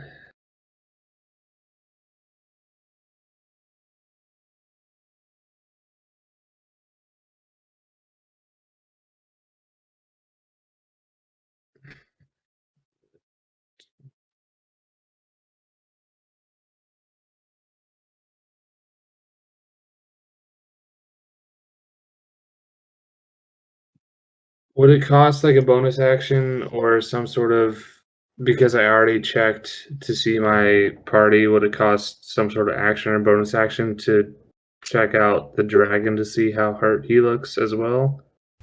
I mean, no, you're a pretty aware warrior. You can survey the battlefield for as a freebie. Go ahead and give me a, let's say, a medicine check as well. That's much better.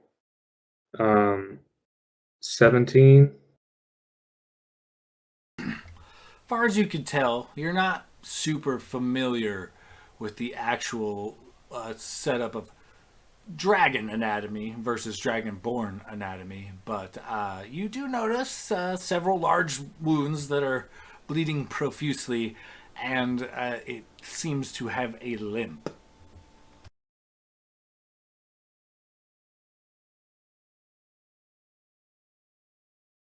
Shit. All right. I know what I should do, and it differs from what I want to do, but I'm going to do what I should do. Um, I'm going to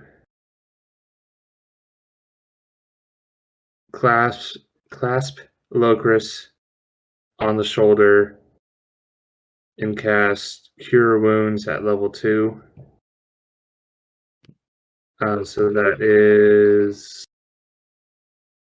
10 healing to Locris. And that is my action. Thank you, Chief. And then I'm going to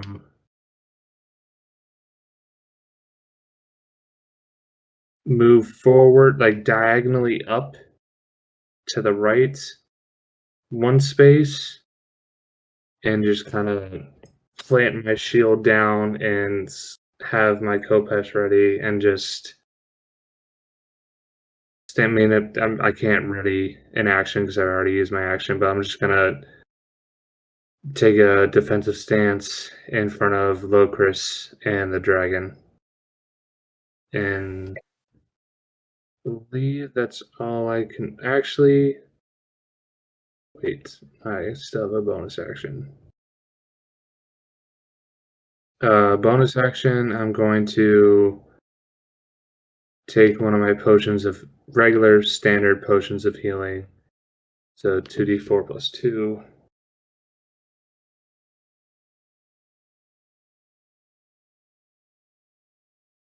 That is 6 healing for myself. And that is my turn. All right. So, and after Gladeer, we roll on down to the layer action. You notice the dragon kind of peers over the trio he's been doing battle with towards the elves, and he cries out, "I will make you watch the death of your friends, and then you will be my playthings until I decide to dispose of you." I need both Blade and Logos to give me. Let me double check this real quick.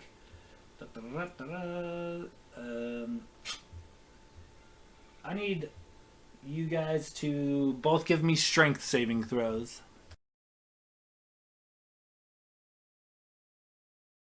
Oh God. Doesn't someone have inspiration? Didn't you give someone inspiration, Blade? Chris, I think Um, was the last one. Yeah, Locust. Was that me? Do I need to give a strength saving throw too? Yes, you and Blade. So as the dragon kind of taunts the elves in the party, you guys notice that the bramble wall that was once blocking the cave entrance collapses to nothing but dust. And a giant batch of brambles bursts up from the ground from underneath the feet of both Logos and Blade. So I need you guys to give me strength saving throws to resist these wrapping and ravenous vines. That's a 16 on the die for a total of 19. Straight roll for me. Ooh, not good. 3.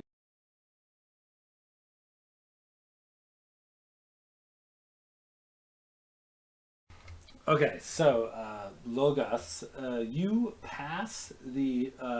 You manage to avoid the roots and vines as they try to entangle you, ripping them away as they gain some kind of purchase upon you. But you are kind of temporarily in rough terrain. But I don't know if that matters to you. But as Blade, though, you failed, unfortunately, and the vines and roots entangle both beginning at your feet and then your knees and slowly make their way up to your waist. You are currently restrained. Oh God. Okay, and with that, we move on to the top of the order. That will be Renwick.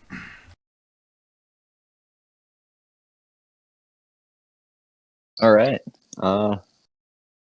Renwick, I imagine he walks over. He was pleading for them to stop. Snaps out of it with Blade's suggestion, kind of shakes it off and turns around and immediately gets choked out by this cloud of poison. And he's kind of choking and just looks up at the creature, draws his rapier back out and his hand crossbow and just charges in. And he's going to head for the, I guess, the more eastern side. Try to basically take the right side of the dragon, and he'll take a swing and a shot. Okay, yeah, go ahead and give me an attack roll. All right, with the rapier. Fuck, I rolled a 2 for an 11. And with the hand crossbow, it's a 14. Jesus Christ. Well, since you missed, I won't make you roll with disadvantage, but I assumed you were getting into melee range, so don't you have to take a disadvantage for using a ranged weapon in melee? I do not, because I took the crossbow expert feat. Ah, well played, sir. Well played. Okay. Well, it's either way it missed, but touche. I'll remember that going forward. And he will.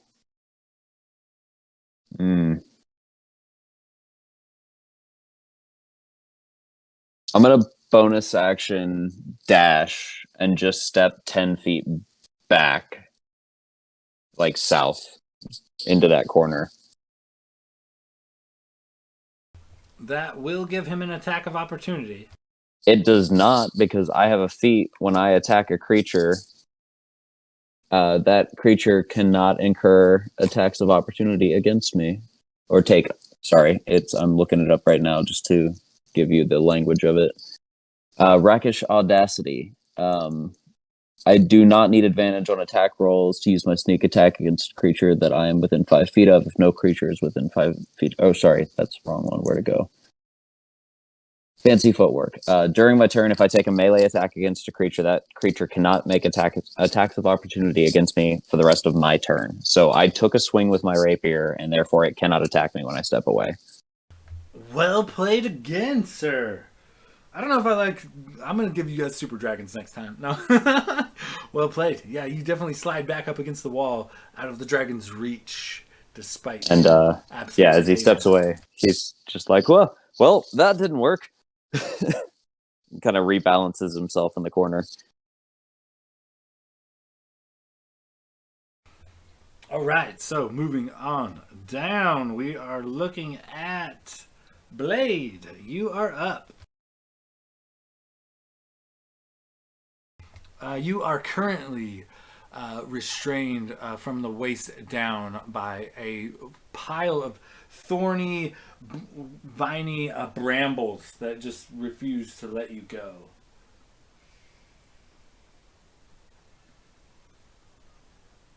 All right.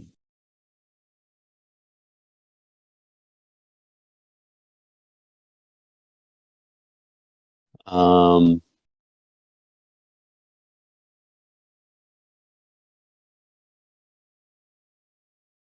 I'm gonna take a little bit of a risk here.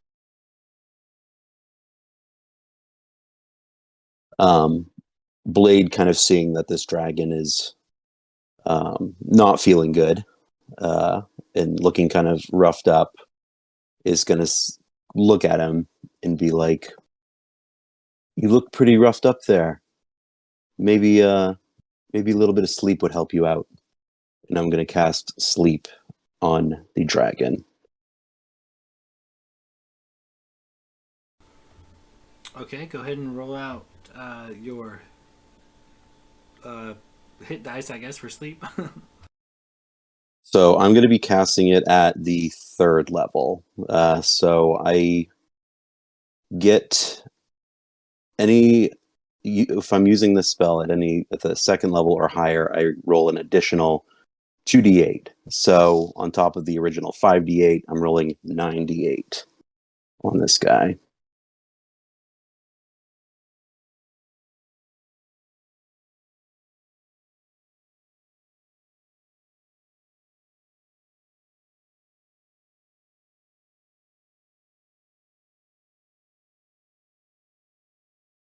For 40.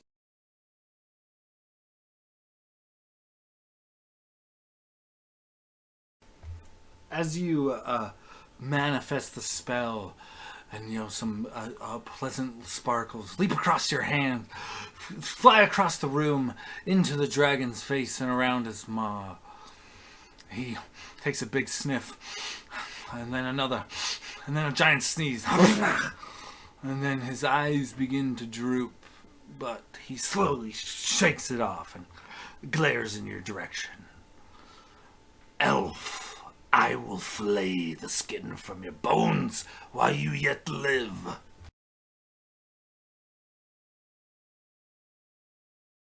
I'm guessing he probably said that in Draconic, so I didn't understand it.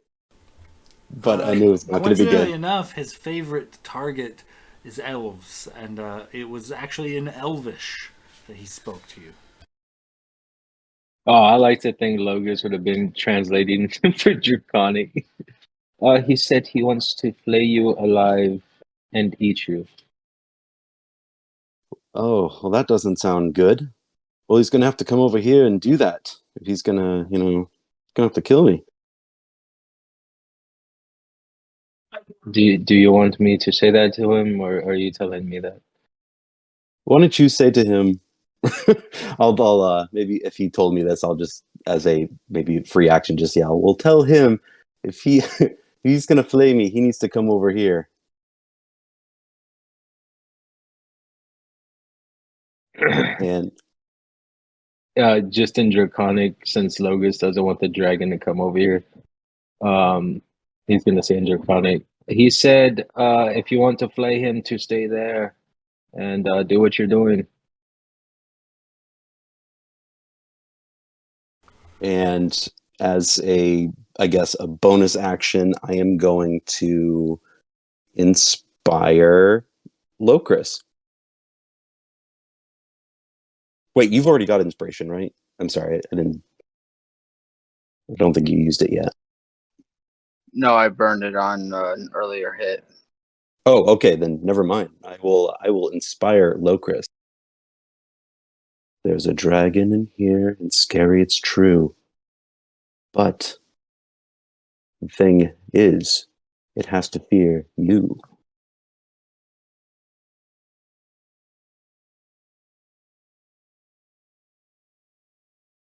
And that'll be it for me. All right, a D8 comes your way for inspiration, Locris, and you are up. The battle map is still updated, still the same.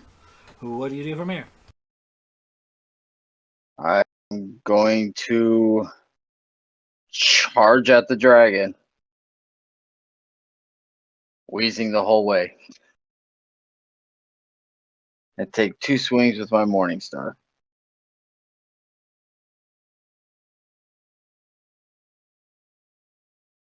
Okay, great. Give me a couple of attack rolls. 21 on the first one. That'll hit. 15, but I'm going to use my inspiration to make it 22 for the second one. Both hit.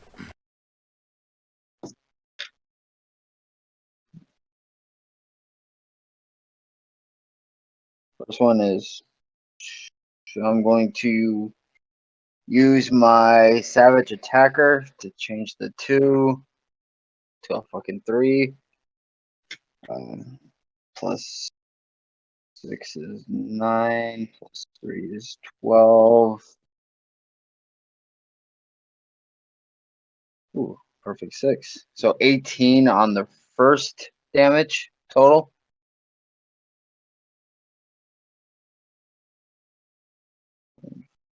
Five plus 6 is 11. Plus 3 is 14. 17 for the second one for a total of 35 damage. Damn. Very nice. Once again, you just kind of approach. You're not even striking it in the side anymore.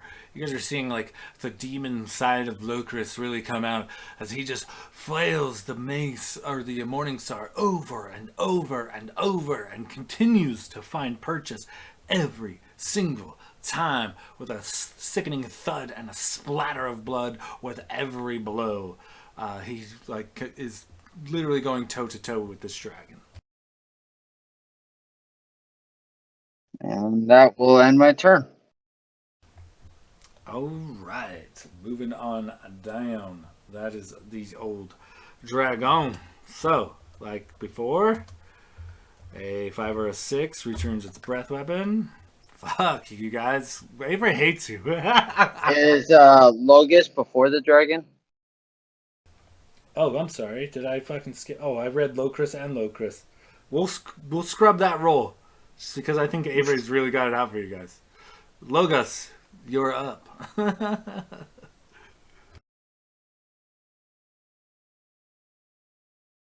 Oh my god.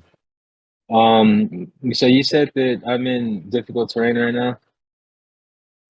Correct. So every square counts as 2 against your movement, at least until you leave the green square. I'm not affected by difficult terrain. So I'm just gonna stay put and fire off 2 more shots. All right, give me a couple of attack rolls. That is a 19 to hit. That hits. That is a 1 on the damage plus 6. for 9 plus Hunter's Mark for another fucking 1. So that's only 8 points on that first arrow. And, oh! Natural fucking 20 for the second one. Nicely done. Look, but rolled a natural 20. I rolled a natural 20. All right, roll out some damage on a crit. Max damage for 8. So that's 16 plus 6 for 22. And then the Hunter's Mark damage is. Does Hunter's Mark get. Yeah, it's dice, right? So it gets double too. So that would be 4 plus times 2, 8. So that's 22 plus 8 for 30, plus another 8 for 38 points of damage. Did you say 38 points? That's with both attacks total.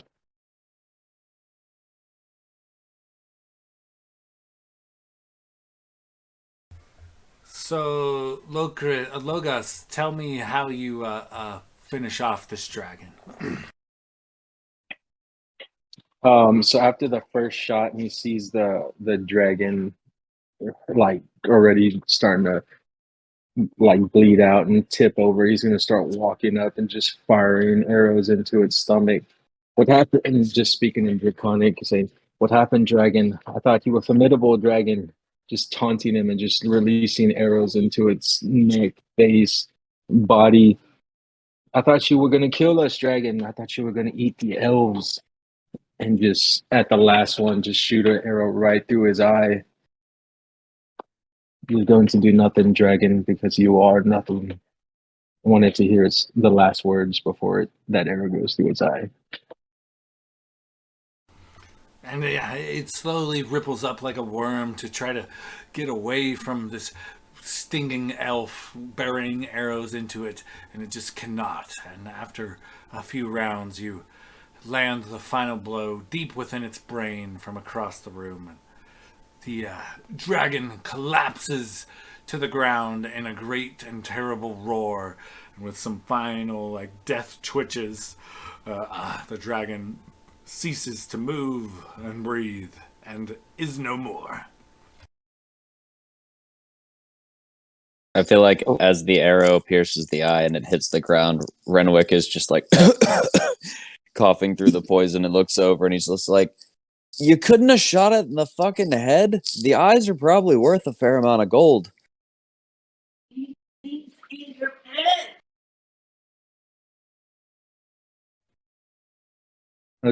Something tells me we won't have to worry about gold. And since I was the only one that peered into the water before, I'll go check the water as I just plop to the ground and get like just a breather for the first time. Blade is like probably still, wrapped in all these vines that are coming up, and he's like, guys. Oh, yeah, y'all rest. I'll start getting. I'll pull out my short sword and start cutting them loose. Sean, how's that water look now that the dragon's gone? Is it still bubbling?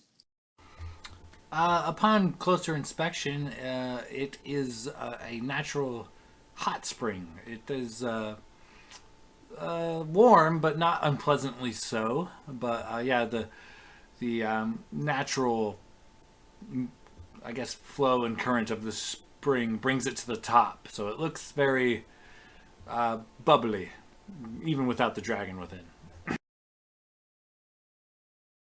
Okay, sweet.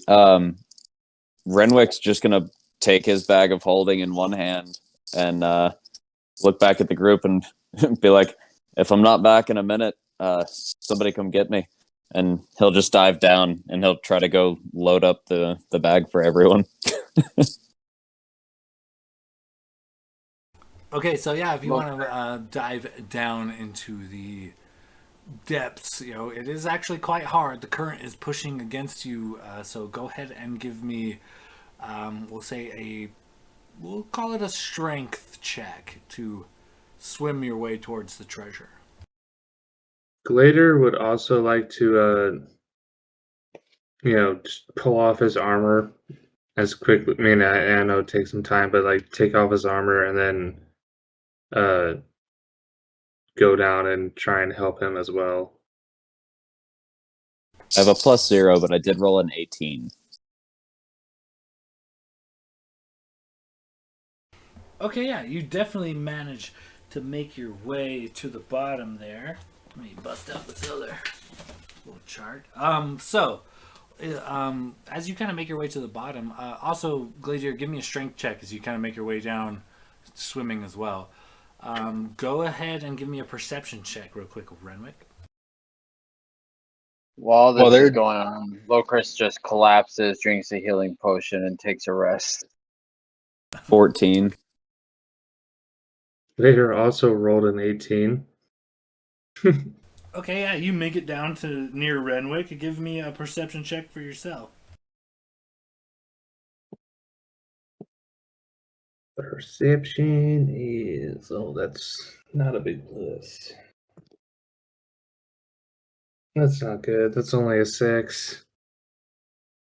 Cramp. Renwick, roll me a d10. Gladier, roll me a d12. So 4.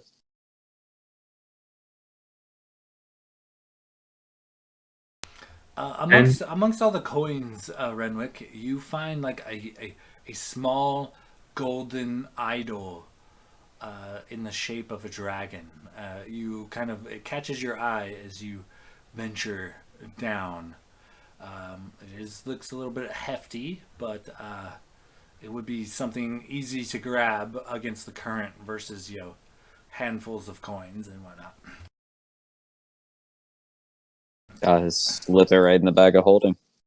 Okay, great. It is a small gold idol worth about 750 gold pieces. Gladier, what did you roll on your 10. a 10? You come across an obsidian stone, and it is particularly gleaming and polished nicely. Catches your eye. However, it is only worth about 10 gold pieces. Well, shit. Aside from that, I mean, it is like a glittering treasure hoard.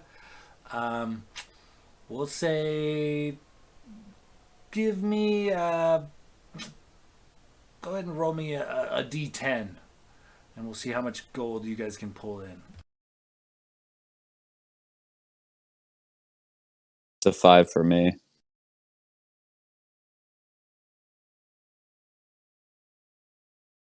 7.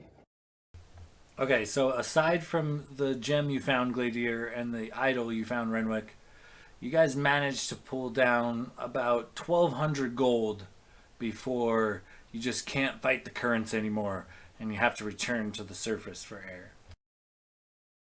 That's not bad. Okay. when Logus sees them resurface, he's gonna turn to Blade and let's say we go take a look down there since he was trying to eat us after all. He doesn't deserve any of this shit.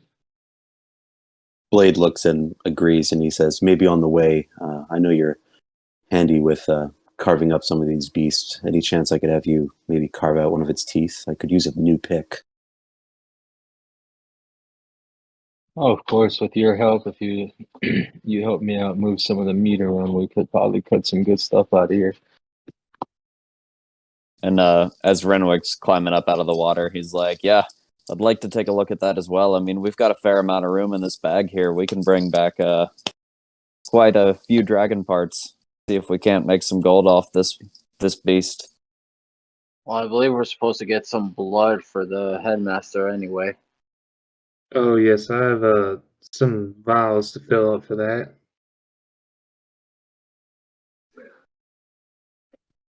Well, y'all get the blood. I believe Blade and I are going to dive down and see what we can find. And then Logus will go and jump in the water. Yeah, I'm definitely going to fill a couple vials. We used 2 antitoxins, so that's 2 extra vials on top of what we already had. I have 3 from the headmaster. I have an additional 2 empty bottles because I used them. Also, while they're so I kind of Glader would hand off the vials to um Renwick because he kind of showed some eagerness to get the blood. Can Glader work at getting some dragon claws? Maybe trying to procure some of those. Before Logus jumps in, he's going to be, I would wait until I get back before cutting into the beast, since I have the most expertise in carving them. It's just some claws. You got your the teeth and the scales and stuff. Those are the more important parts. Scales are worth more than claws. Logus is already in the water. Okay, yeah, you guys.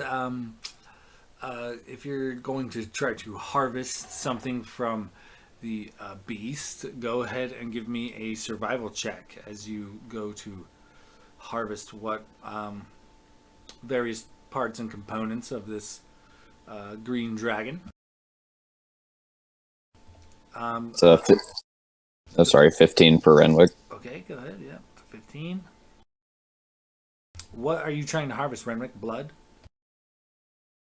Yeah. If he handed me the vials, I'll go ahead and harvest the blood. And there's one good dragon eye. I would like to take that. Okay, so we'll say the 15 is good enough to fill whatever vials you guys have with blood. So somewhere between like what 5 or 8 vials, you find a good a good gushing wound. Yeah, I think we netted 7 empty vials to use. Is that right, guys? I had 3. I had 2. I had 2 as well, so right. yeah, 7. 7. Okay, so you managed to harvest all. You successfully have several vials of dragon blood, and give me another survival check for the eye. Did you need a strength check for me if I'm trying to fight the current for the horde? I do need a strength check from you. I rolled a 2 on that eye for a 5. You fuck it. You try to remove it, and you spill a big goopy dragon eye all over your lap as the gooey, gushing fluids just kind of spill outward upon you trying to harvest the eye. I imagine as he's trying to wipe the goo off of himself, he's just like, and that was for spraying me with poison, and tries to play it off. All right. Glazy, or Logus, what'd you get on your strength check? It's just a straight roll, 16. It's enough. You make your way down to the treasure hoard. Go ahead and give me a perception check.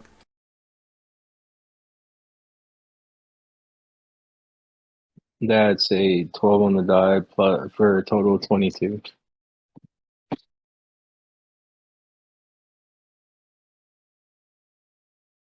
You say 22? Very nice. Roll me a d10.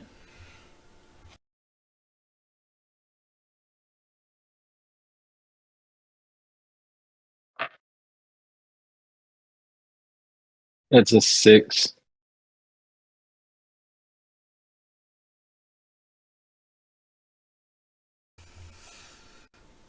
What you come upon is a jeweled anklet.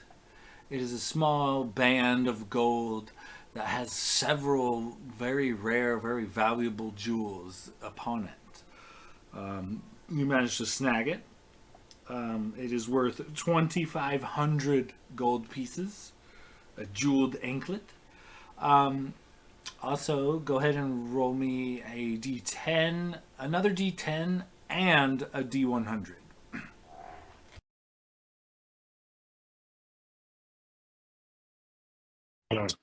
Oh, I fucked that up.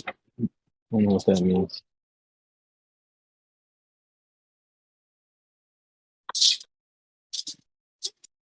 Seven on the D10 and a 22 on the D100. Okay, so as what you can grab while your lungs and your strength hold out, you manage to net an additional 700 gold.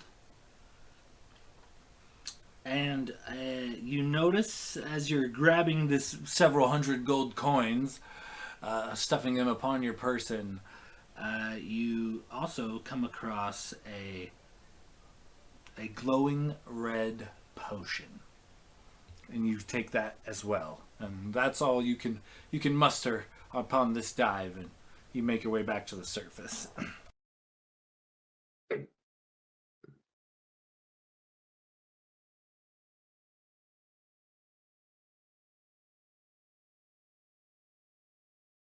Gladier, you wanted to harvest some claws? Go ahead and give me a survival check. Yeah, I rolled already. I got a 18.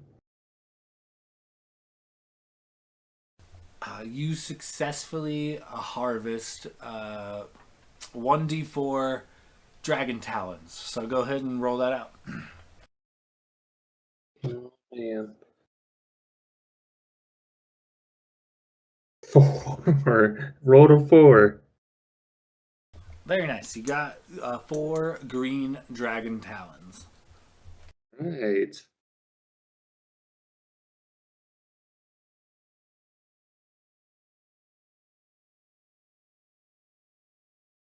I guess we're just waiting for I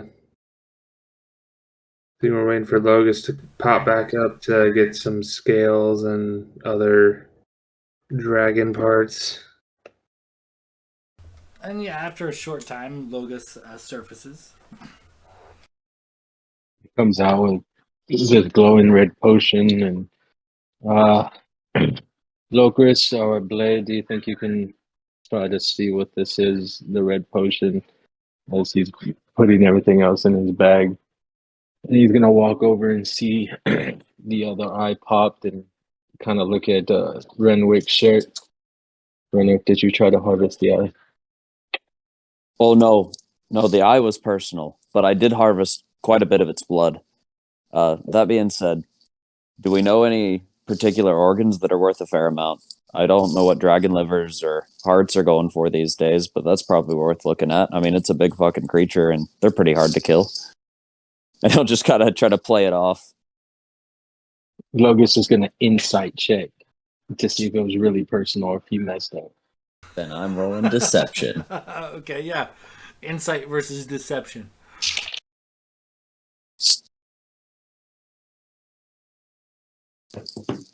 That's an 18 deception. It's a 20 insight. He rolled in chat too.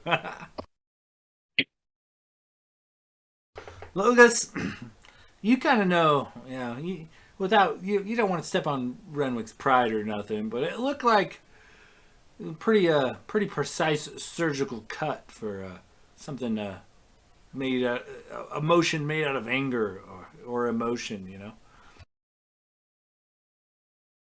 He's just gonna, yeah, of course, personal.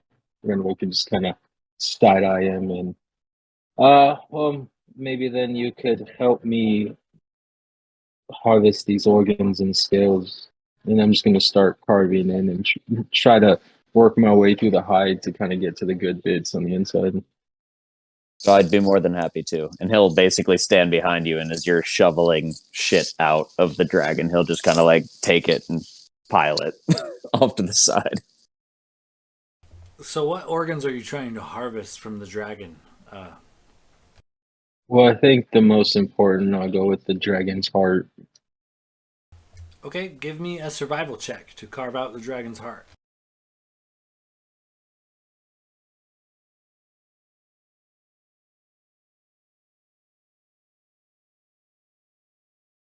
Can I? Oh my god, I rolled a fucking natural one on probably the most important piece. Renwick, can you help me out? And so I can't seem to get through this part here.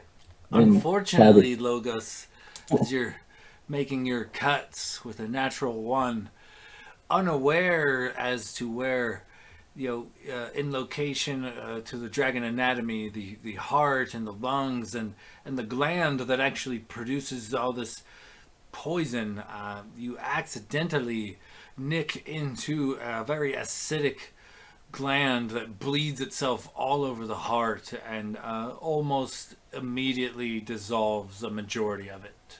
The heart is no longer remotely harvestable. Renwick's gonna lean into Logus, noticing like he was helping him move the organs out, and just be like, "I won't tell if you won't tell." And then he'll turn around and be like, "One of those shots must have pierced one of the poison sacs. It's completely destroyed the heart. It's unharvestable." Well, that's a shame. Should we at least get some of these scales? I mean, I'm sure dragon scales can fetch a fairly decent price on the market.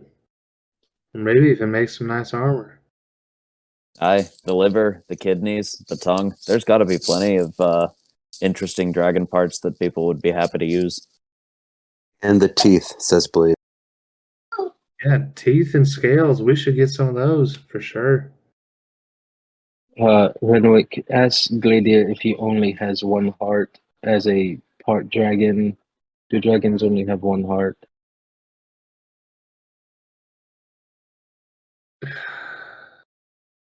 As far as I know, yes, I only have one heart. I'm pretty sure dragons only have one heart as well. Well, you never know. I mean, one dragon parent, one human parent, one dragon heart. Can we just Maybe get the this over with? It's a little weird seeing, I you love that got movie. a dragon. Can we just, get this over with? Get some teeth, get some scales. Let's just get on with this. As a dragonborn, do you feel a sense of kinship with this dragon, Gladiator? As you say that, the dead dragon carcass evacuates its bowels.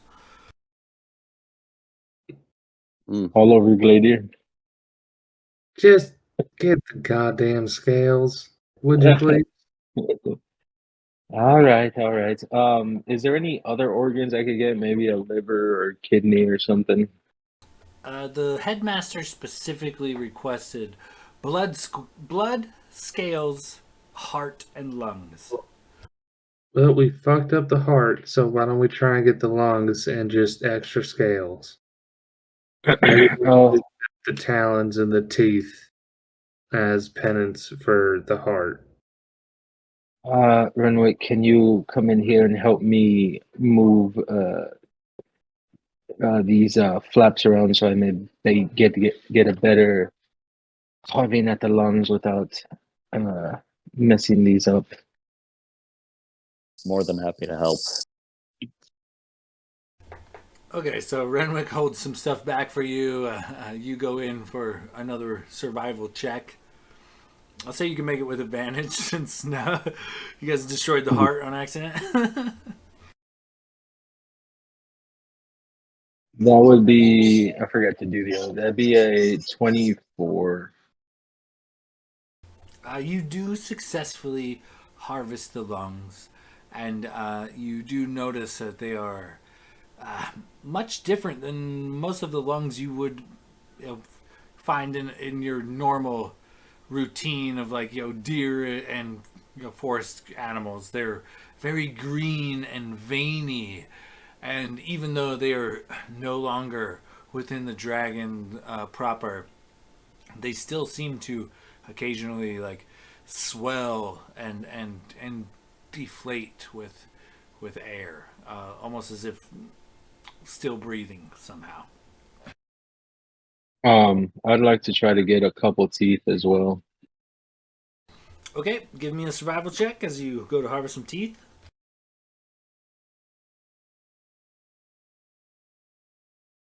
That's a 21.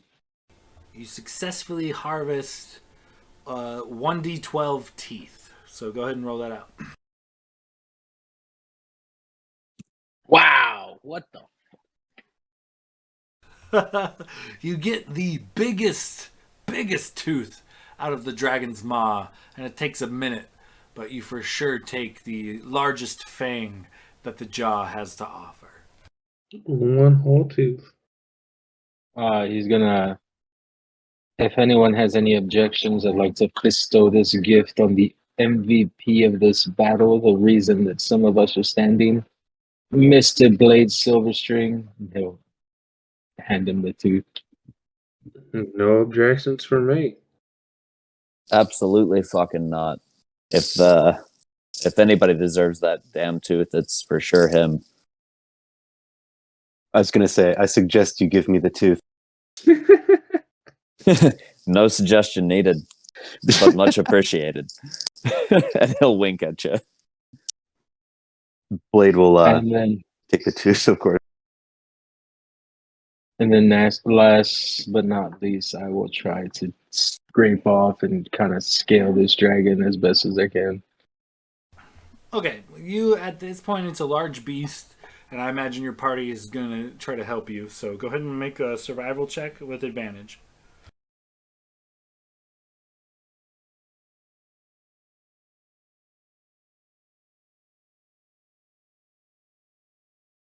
God, dude, Avrai is such an asshole.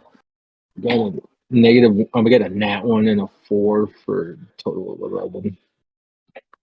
It's not bad. You don't quite get as much as you would like, but that's mostly due to the amount of damage that Locris had inflicted upon the sides and neck and face. A lot of the scales are actually damaged, so but you do manage a decent amount, and you end up with about 30 pounds of dragon scales.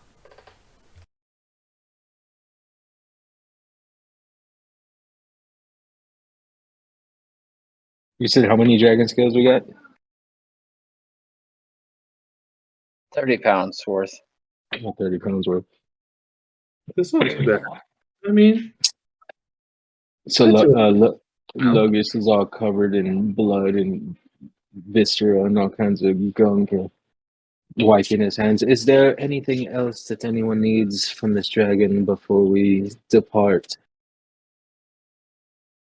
Well, now that I'm rested, I was going to try that water and rinse myself off at the same time. By all means, Locris, as you dive into the nice warm spring and fight against the current, give me a strength check. Oh, Blade, you should hop in there too. There's some dope shit down there. 18. Locris, you fight the current just fine, and you find yourself down upon an underwater treasure hoard. Give me a perception check.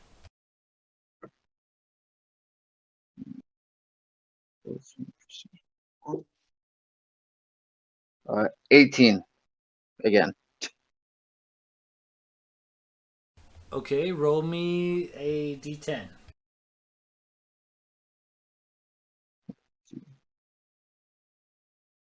Eight.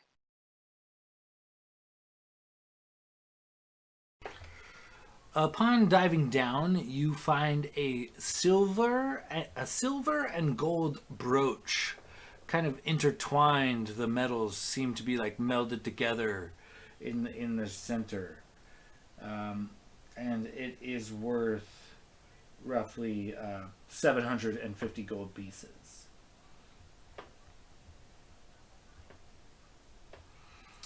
Aside from that, go ahead and roll me a d10. 3. You say 3? Yes, sir. So you got an extra, as you're just kind of pocketing the gold coins as you swim about, you pull down an extra 300 gold pieces.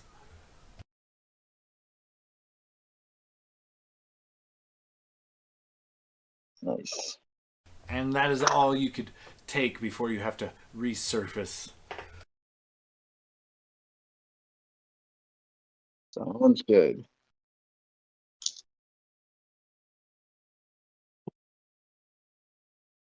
I think Blade would take a shot going down.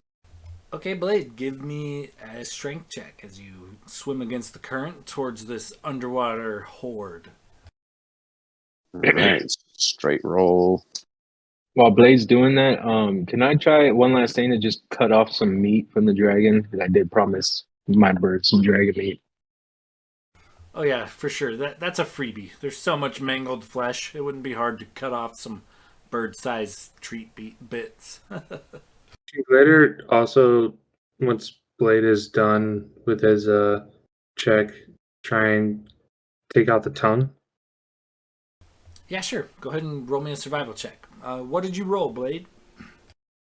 I think I failed. I got a 13. Nope, that's still enough to fight the current. It's a struggle for you. You have to try a little harder than the others to get down there against the current, but you do make it. Go ahead and give me a perception check.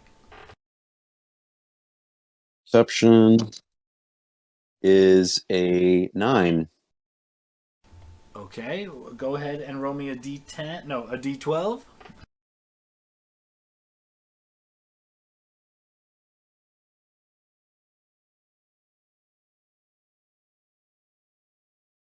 D12. A 1. You find a stone known as an azurite. I'll drop it in the.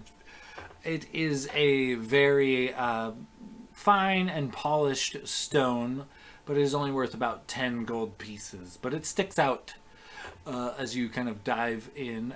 Go ahead and roll me a d10.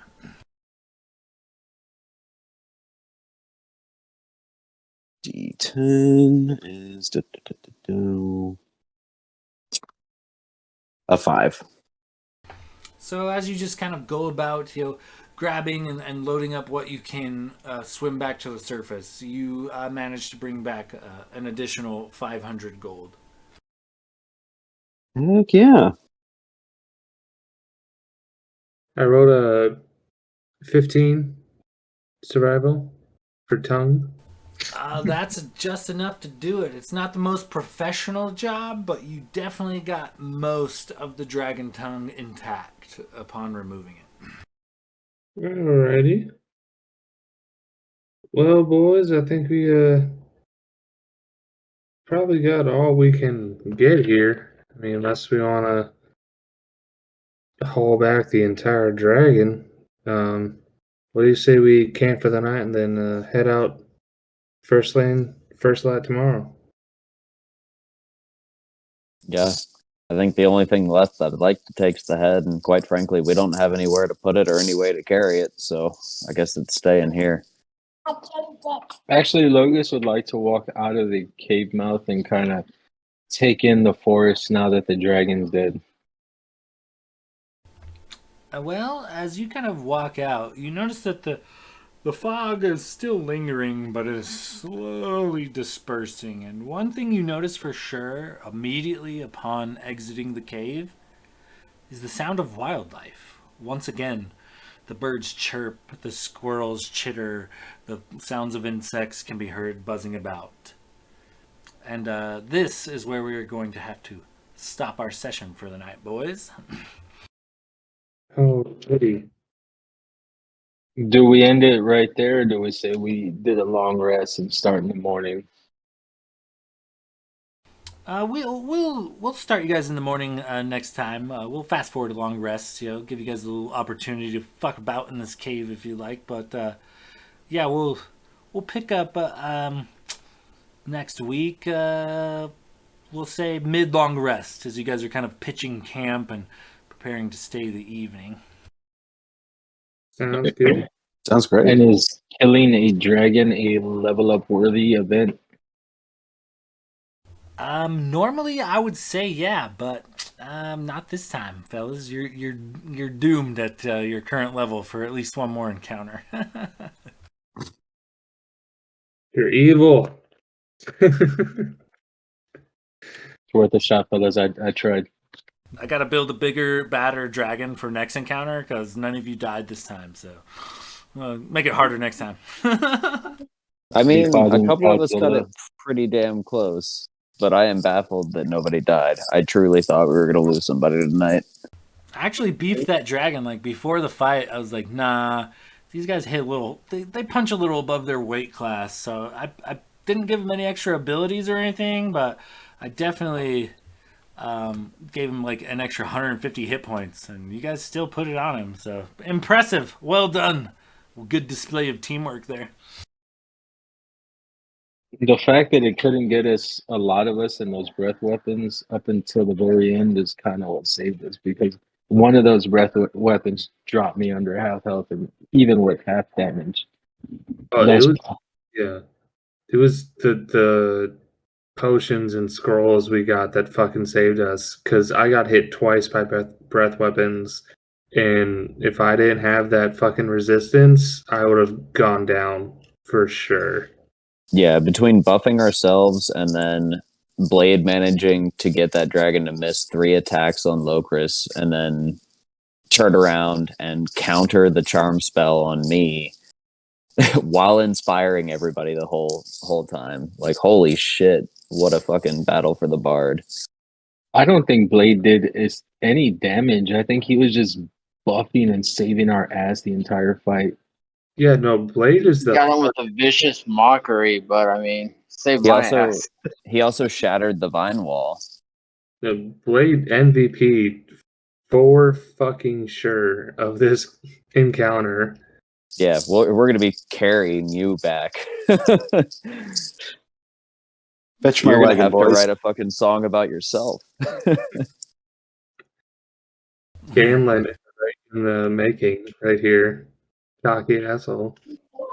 No, but you're right, dude. Those poison resistant spells and stuff saved our ass. I mean, just in perspective, that I think his first breath weapon did like 45 points of damage. If I didn't have that, I only had like 54, I think. So if that was full damage, that pretty much would put me on the defensive immediately. Yeah. Yeah, that first one was the lowest amount he breathed.